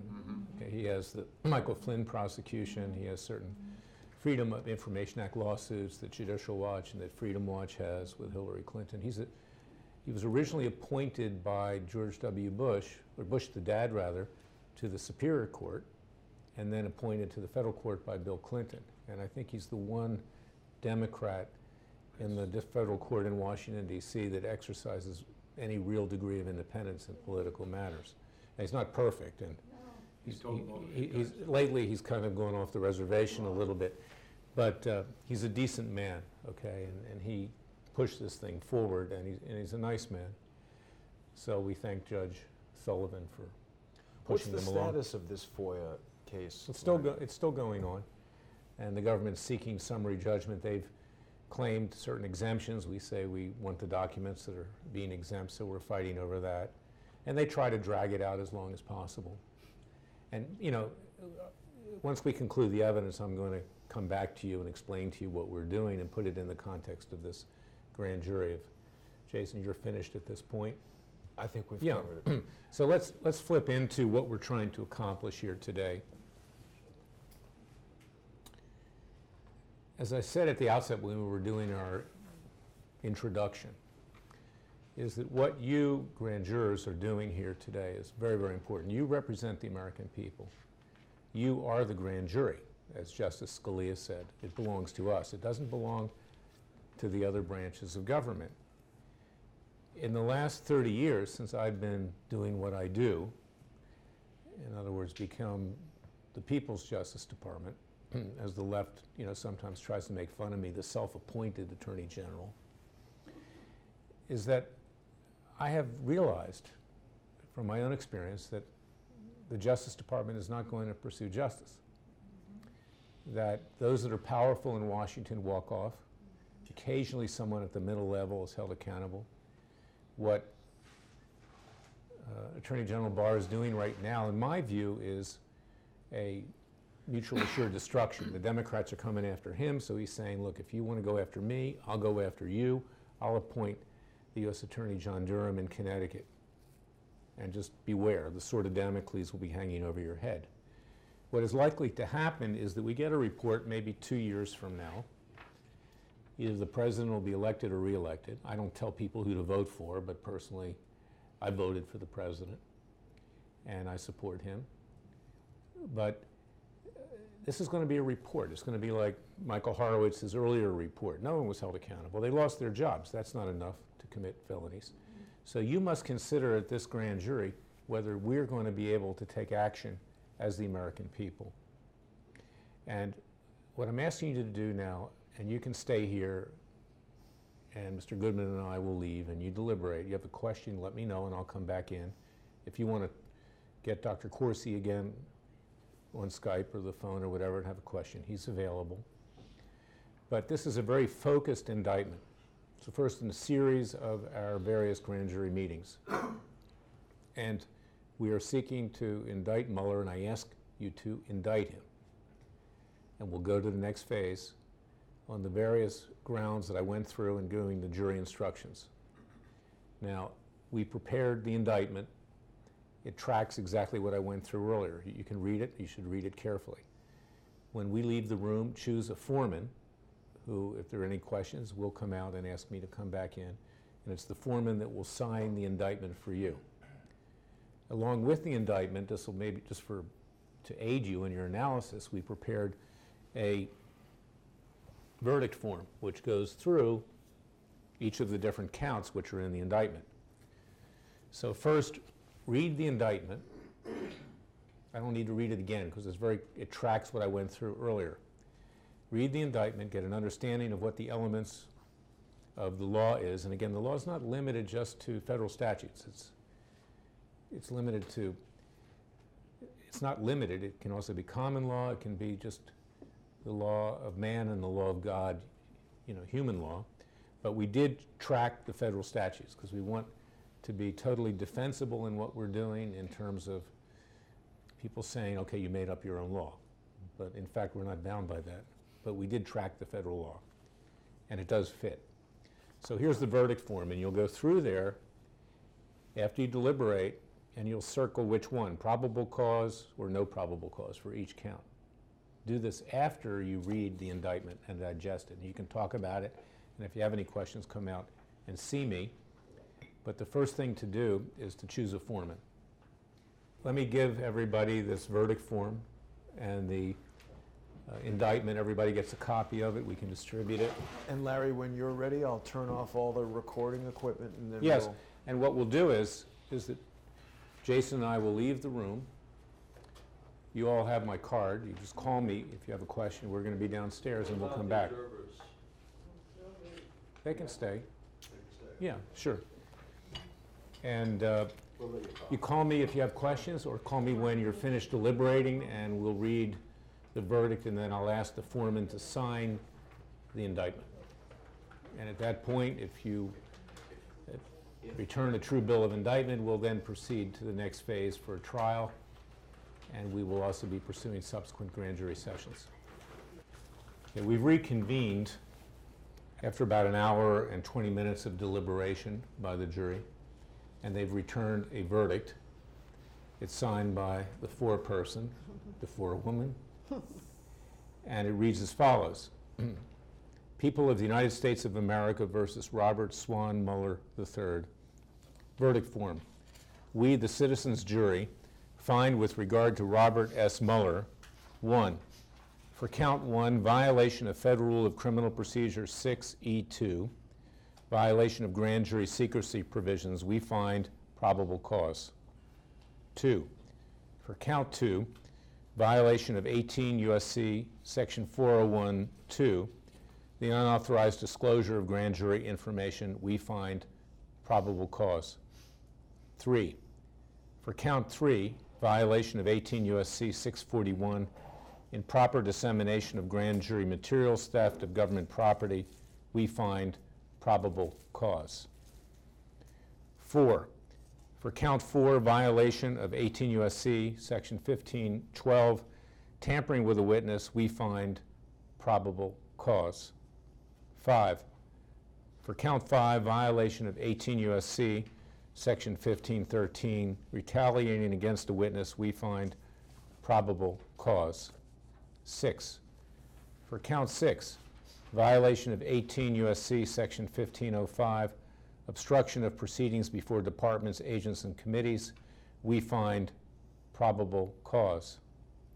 7, for count 7, violation of 18 U.S.C. Section 1622, conspiracy to suborn perjury, we find probable cause.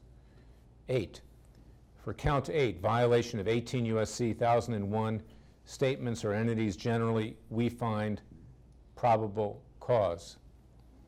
9, for count 9, violation of 18 U.S.C. Section 2381 and/or common law treason, we find probable cause.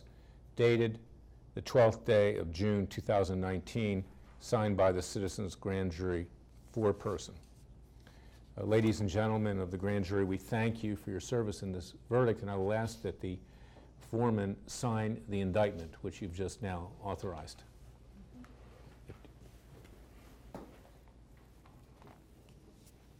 Here's a copy of the indictment. And if you can initial each page. Okay.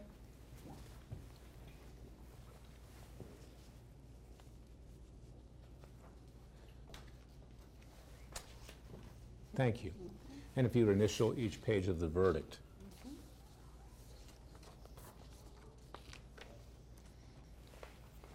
Thank you. What happens now is that Freedom Watch and yours truly will take steps to retain a retired judge or someone of suitable background to preside over the criminal trial of Mr. Mueller. We will notify him of the indictment in the next few days. We will give him an opportunity to plead guilty or not guilty or nolo contendere, whatever the case may be. We'll have an arraignment. We will then proceed to a trial. There'll be a pre-trial period. Any evidence which we have which could possibly exculpate him, we'll provide. Frankly, I don't know of any at this point, given the narrow grounds of this indictment. He'll have the opportunity to present his evidence, and he's free to hire, counsel of his choice or defend himself personally.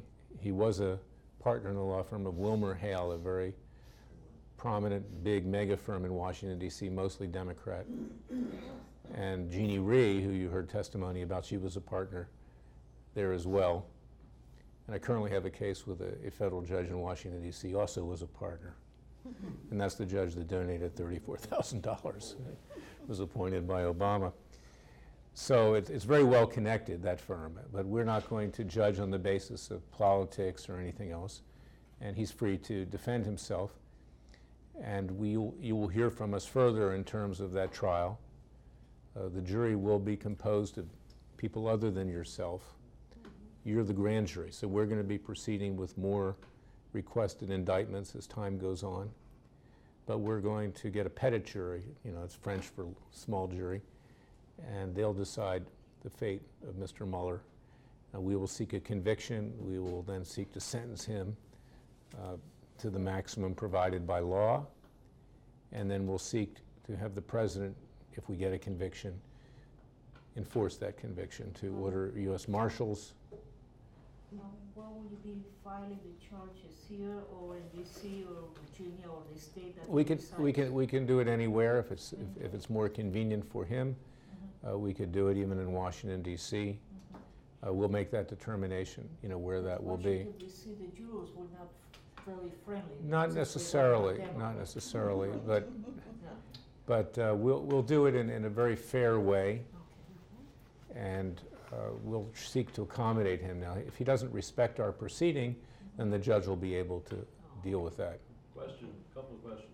Number one, theoretically, could another jurisdiction act upon your indictment? Yes, this is a universal indictment. But the likelihood is pretty small? Yes, we didn't, this is not, I don't want to identify the jurisdiction here that we're in today for security reasons, but this is not based upon any particular jurisdiction. This is based upon the American people's rights, generally speaking. Right. Okay, so it's not necessarily a state jurisdiction. All right, next question. If he should be unresponsive to you, what happens then? If you just ignore it, not show up, not do anything, what would you do then? We'll seek to enforce it peacefully and legally, but if he does not wish to appear, we will try him in abstention. What do you think the odds are of him appearing?